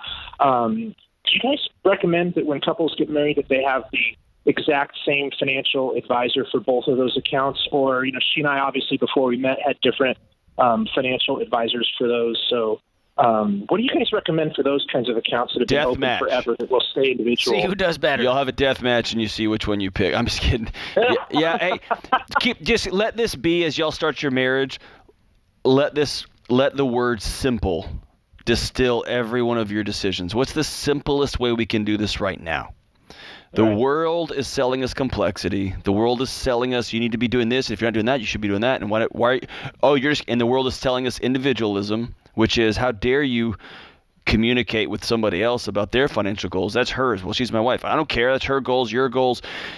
Simple, simple, simple. I recommend having the same financial planner. It's so great. I don't want to get different advice than my wife's getting, and we're both working together towards the same financial goal, right? And I want you in the room at the same time talking to that person, right? So that you both have the same language and understanding. Versus, well, my financial advisor told me to do this. Mine told me to do that. So I would keep it simple, like John's saying. Stick to that checking account, a savings account, and if you want to keep it separate, because that makes me not touch the cookie jar when it's over here in this online account. Yeah. I like that. And you sometimes will get a higher interest. Right now, I'm at 1%, which is amazing in the world of a savings account. I'm crushing the game. But again, it's not there to make you money. It's there to protect you. Thank you so much for the question, my man. Ryan joins us in Detroit, Michigan. Ryan, welcome to the show. Thank you guys for taking my call. I'm 18 years old, about to graduate high school. I'm not going to be going to college, and so I'm going to be going to work right away. And my plan is to invest $100 every week until I retire. And my question was, where's the best place to put that money? Great question, and way to go, man. What are you going to be doing for work? I'm going to be a stonemason. Cool. Attaboy, man. That's incredible. That's so rock you and roll. You sound like a stonemason. Thank you. I don't even know what that sounds like, but if I had a voice picture in my head of a stonemason, it would be yours, Ryan. I sound like generic brand Pee Wee Herman. Exactly. Sad. All right, Ryan. So let's talk through this. What do you think you're going to be making as a stonemason? I'm going to start out making about $40,000 a year. Boom. With no debt? Nope. So you don't have any payments in the world, no credit cards, no student loans, nothing? Nope. Do you have an emergency fund of 3 to 6 months? I do. Man, this kid is crushing it. Boy, okay, Ryan. So you're wondering where to invest this money. I would start with a Roth IRA. That's a great option. You can fully fund that. You said you're basically investing $5,200 a year. Yep. So at that point, you wouldn't get quite to fully funding that Roth IRA, but that's a great start. That's what I would do if I was in your shoes. And then I would look into what my employer offers. Do you know if they have any kind of retirement plans through work? I'm not sure. Okay. Well, for now, as long as you have earned income, you can open that Roth IRA and you can put $5,200 in there. And as we recommend investing 15% of your income. So let's say you're making $40,000. If you're doing the math with me, 10% is $4,000. 5% is going to be $2,000. So we want you to put $6,000 away. So you should have the margin to put a little more than what you're telling me, right? Yep. Okay. So let's make it a goal. This year, you're making $40,000, your first year working. Let's put $6,000 away and fully fund that Roth IRA. I think that's an awesome, awesome goal for someone your age. Ryan, if you pull this off, you will be so far ahead. So the fact that you're even thinking about this is incredible. You're going to be so far ahead of your peers. If you start at 18 maxing out a Roth or putting $6,000 in a Roth. And parents listening, listen, when you tell your kid you have to go to college because you'll never be successful. Meet Ryan. He's 18. Ryan has no debt. Ryan makes $40,000 a year in an awesome trade that helps his community. Ryan rocks. Be like Ryan. He builds stones, and he sounds awesome, too. But your kid with his philosophy degree, who spent $200,000 to get it, who can't find a job? Yeah, brag about that to your friends. Call Ryan. He'll hire you. Love it. Ryan, thanks for the question, man. We are cheering for you. Love this, John. 18-year-olds crushing the game, asking us where to invest. This is The Ramsey Show.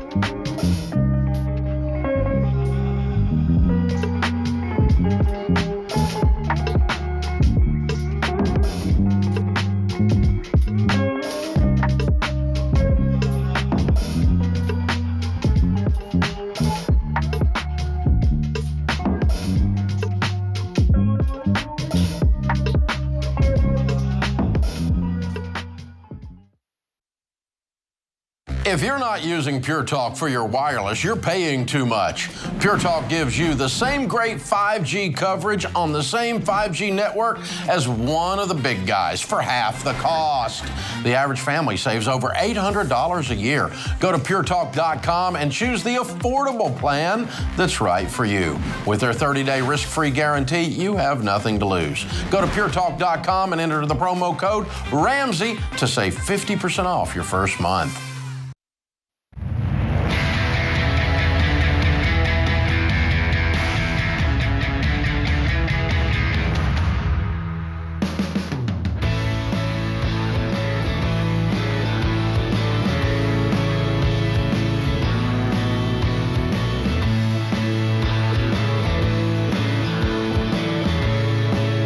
Back to the Ramsey Show. I'm George Campbell, joined today by Dr. John Deloney, and we've got a special debt-free scream coming up. Sarah and Tim join us. How you guys doing? Hey, we're doing great. Good. You got quite the squad supporting you now, all your team members around, and here's why it's special. Sarah is one of our amazing team members. Me and John both have the pleasure of working with her, and we are so pumped to have you guys. We're glad to be here. It's been a long journey. So let's get into it. How much debt have you guys paid off? We've paid off $146,723. Woo! Golly, that's amazing. Yeah. How long did that take? Yep, that took us 19 months. Okay. Wow. Now, we don't ask team members' incomes because all of the team is standing around, and Come on, Sarah, as how much much as do you I make? like being awkward, we're not going to do that to you. But, man, you guys have hustled. That's incredible. Okay, so what kind of debt was this? This was 100% student loans. Oh, God. Wow. Good old master degree. Yep. So who's masters? It was me. Oh, he did the slight nod, like he didn't want to throw under the bus. Yeah. This was all of your debt. It was all mine. What was the master's degree in? So it was actually 2 degrees. Is it MFA? Yeah, it was MFA. Okay. Yeah, it was an MFA in directing for cinema, and then there was a BA in film studies. Okay, so you are to say world class is underselling it. Savant. World class editor, and you look at things cinematically in a way that is just unique and extraordinary. Could you still have that without $150,000 MFA? Yeah, that's the thing. Sarah, who are you trying to impress? Because Come on, man. I'm impressed. That's right. Did you just want to grow in this area? Yeah, I mean, for me, I knew that, like, with my personality and just who I am in general, it was going to be a lot harder for me to do this without degrees. And I knew that school was kind of the path for me versus other people. So that's why I decided to go the school route. Wow. Yeah. Okay, and Tim, what do you do for a living? I'm a video production manager. Awesome. So you guys are both in the video world, and Sarah's been on the team now for about 3 years. Yeah. Does a lot of video editing for all of the personality shows that you guys get to see, and she is a rock star. So 3 years ago, you started here on the team, but 19 months ago, something shifted here. What happened? Yeah, so Tim and I, going into our engagement in 2019, we'd already had all these conversations about the debt that I had.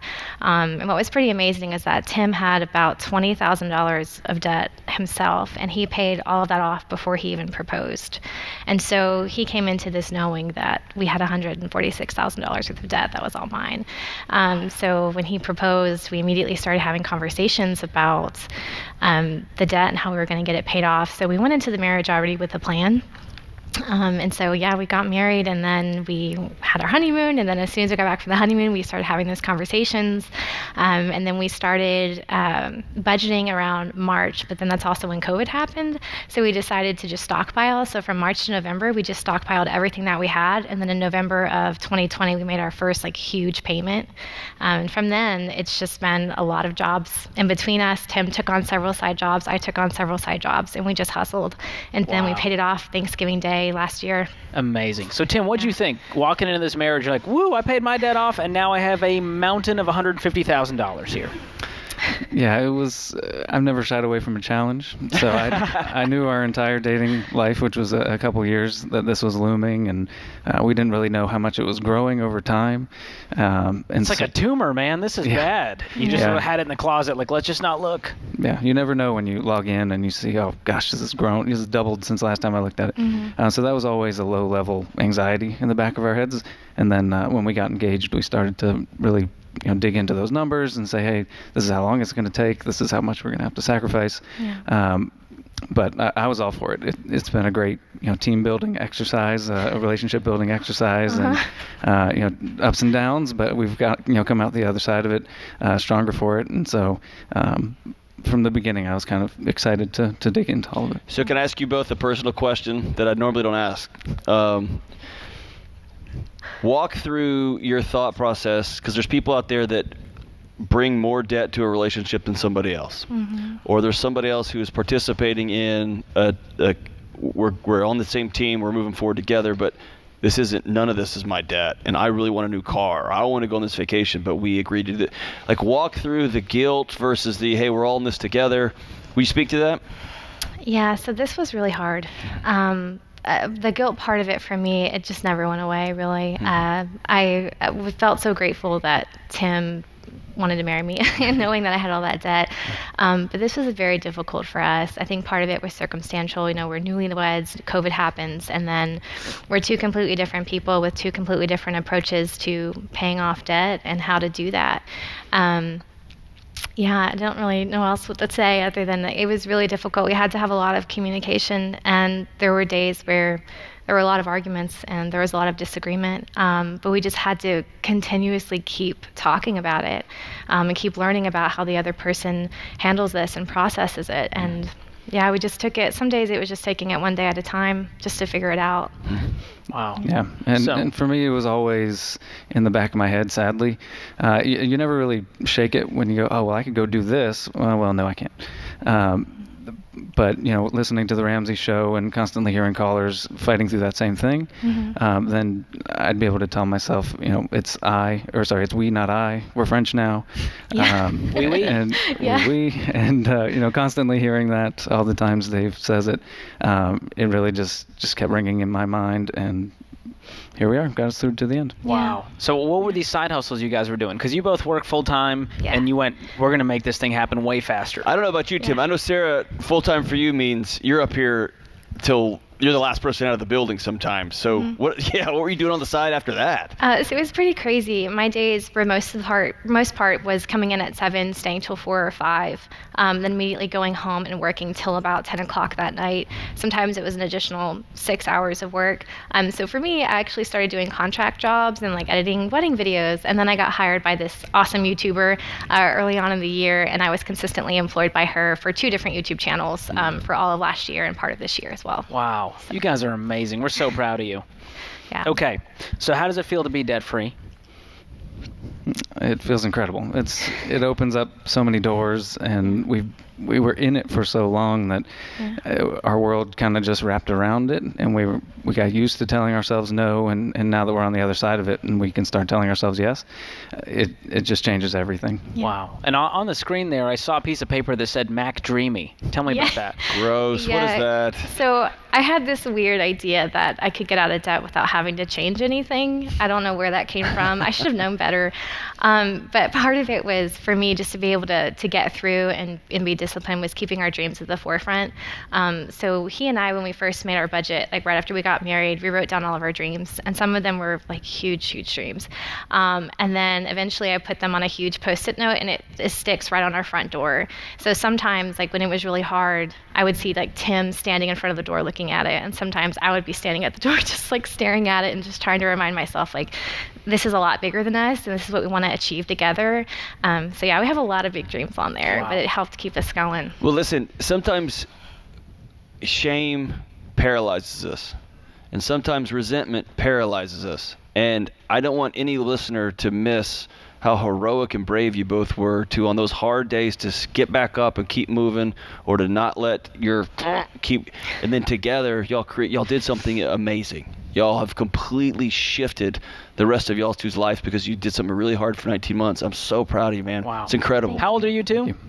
I'm 33. I'm 32. And completely debt-free, not a payment in the world. Awesome. We're so proud of you guys. Well, we've got a copy of Baby Steps Millionaires in case you didn't have a bunch already. That's the next chapter for you guys. We also have a copy of the Total Money Makeover for you to pass on to someone who maybe feels like their mountain is too big to climb. And you can say, no, I did it. Here's how. Yeah. You can do it too. Unbelievable. I know I would ask you about cheerleaders, but they're all around you. So let's get to it. All right, it's Sarah and Tim, Nashville, Tennessee. $147,000 paid off in 19 months. Count it down. Let's hear a debt-free scream. 3, 2, 1. We're debt-free! Yes! Yeah! That was visceral. And the crowd goes wild. Those two are the best. Oh, my goodness. Rock stars. We're so proud of you guys. Man, this is why we do what we do, John. Transformation, freedom, options, meaning. This is The Ramsey Show.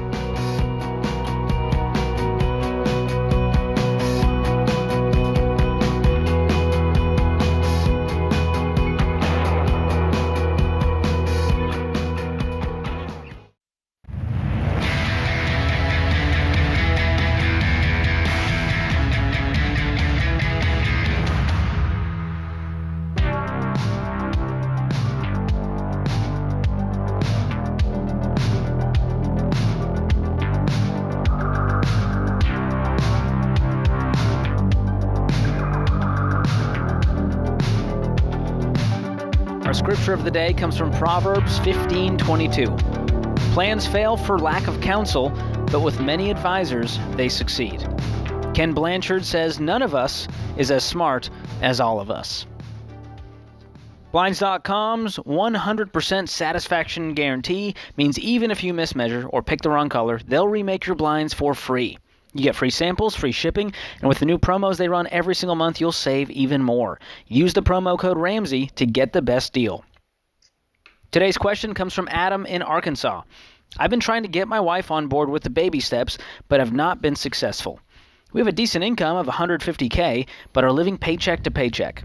We're basically roommates financially because over 90% of my paycheck pays all of the bills, including the mortgage. Her paycheck only pays her credit cards, which she continues to use. We made an agreement to ditch the credit cards 2 months ago, but instead she opened several more credit cards and maxed her current ones using Christmas as her excuse. She has done this every year and said she really wanted to change. When I ask what is important to her and what does she want in her future, she tunes out, and I'm starting to believe this is significantly more than a financial issue and that it may have some mental health components. How can I navigate this with her? Oh, man. You said at the top of this question, this is one I wish we could talk to Adam in person, but we are basically roommates financially. I would be willing to bet, my truck's not nice, but I'd be willing to bet my whole truck that you're more than just roommates financially. My guess here is y'all are separate on just about everything. It might be a mental health issue. I mean, I can't even comment on that here. What I can comment on is just in your language. My check pays this, her check pays that. Tells me you guys aren't doing things together. And when you're not doing things for any intrinsic reason, when you're not working with somebody towards a thing, then it's easy to default to your whatever coping behaviors you have. And for some reason, she blows the cards up. She might have a mental health disorder. I wouldn't start there. I would start immediately before the day is over. I would call a marriage counselor and let the marriage counselor know my marriage is headed towards a disaster. And Adam, I can't say this clearly enough.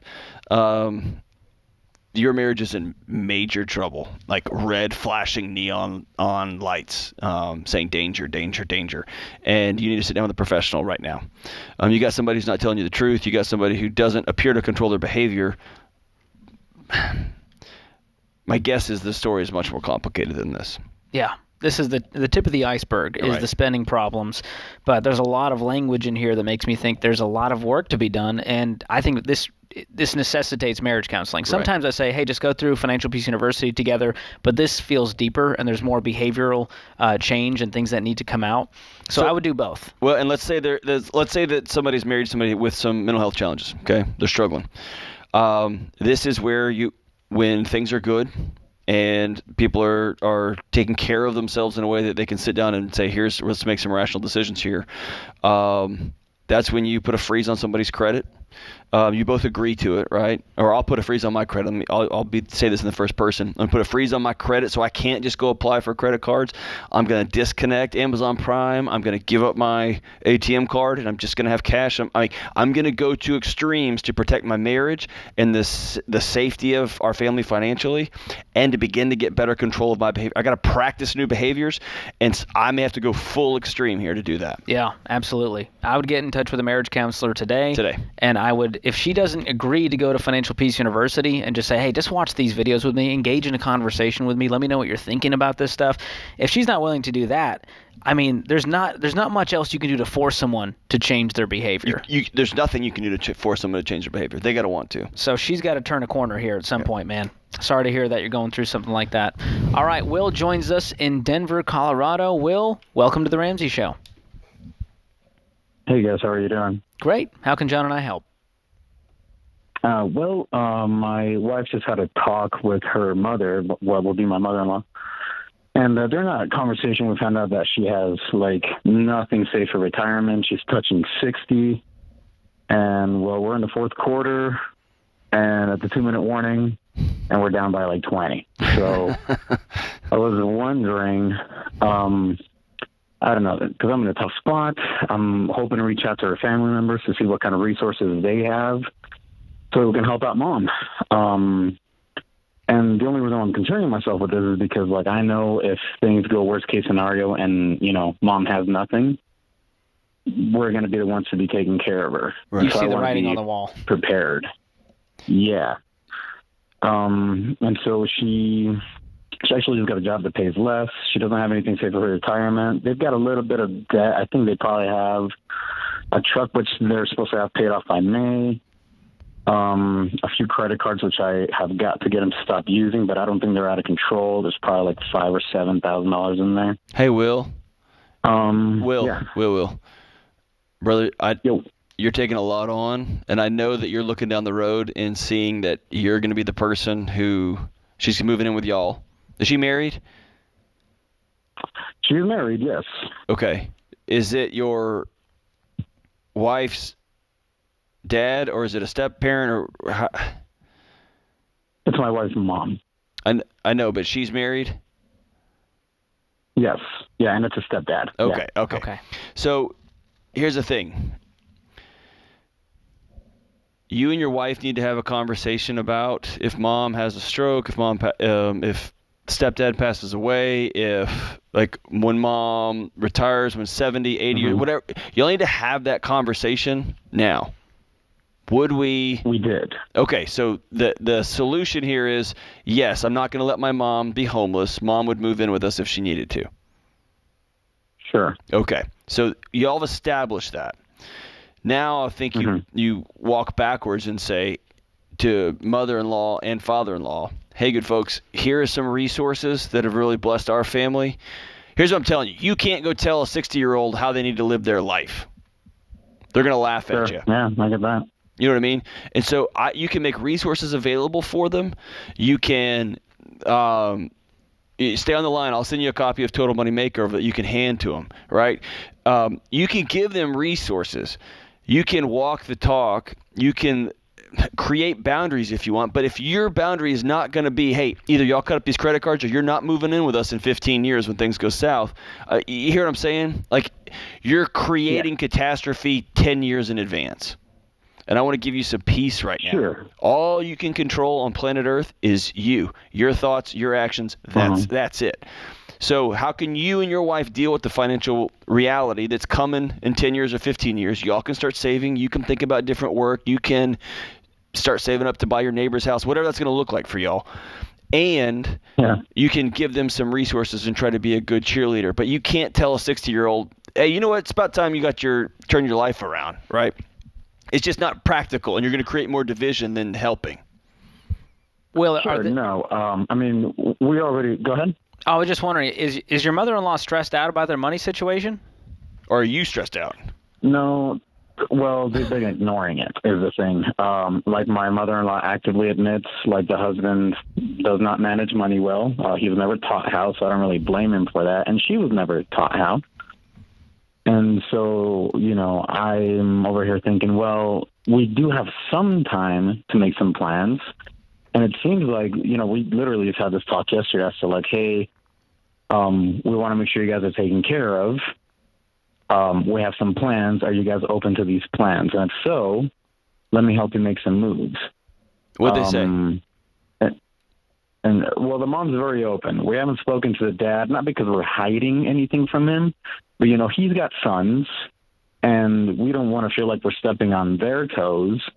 But, there's a family history of just like, money mismanagement. Yeah, so forget the toes, brother. I'm taking care of my mom, and her mom comes with her husband. So we're going to sit down and have that conversation. If his sons want to throw a temper tantrum about how they can call you. But, man, I'm stepping on all kinds of toes when I'm dealing with that situation right now. But you can only control you, man.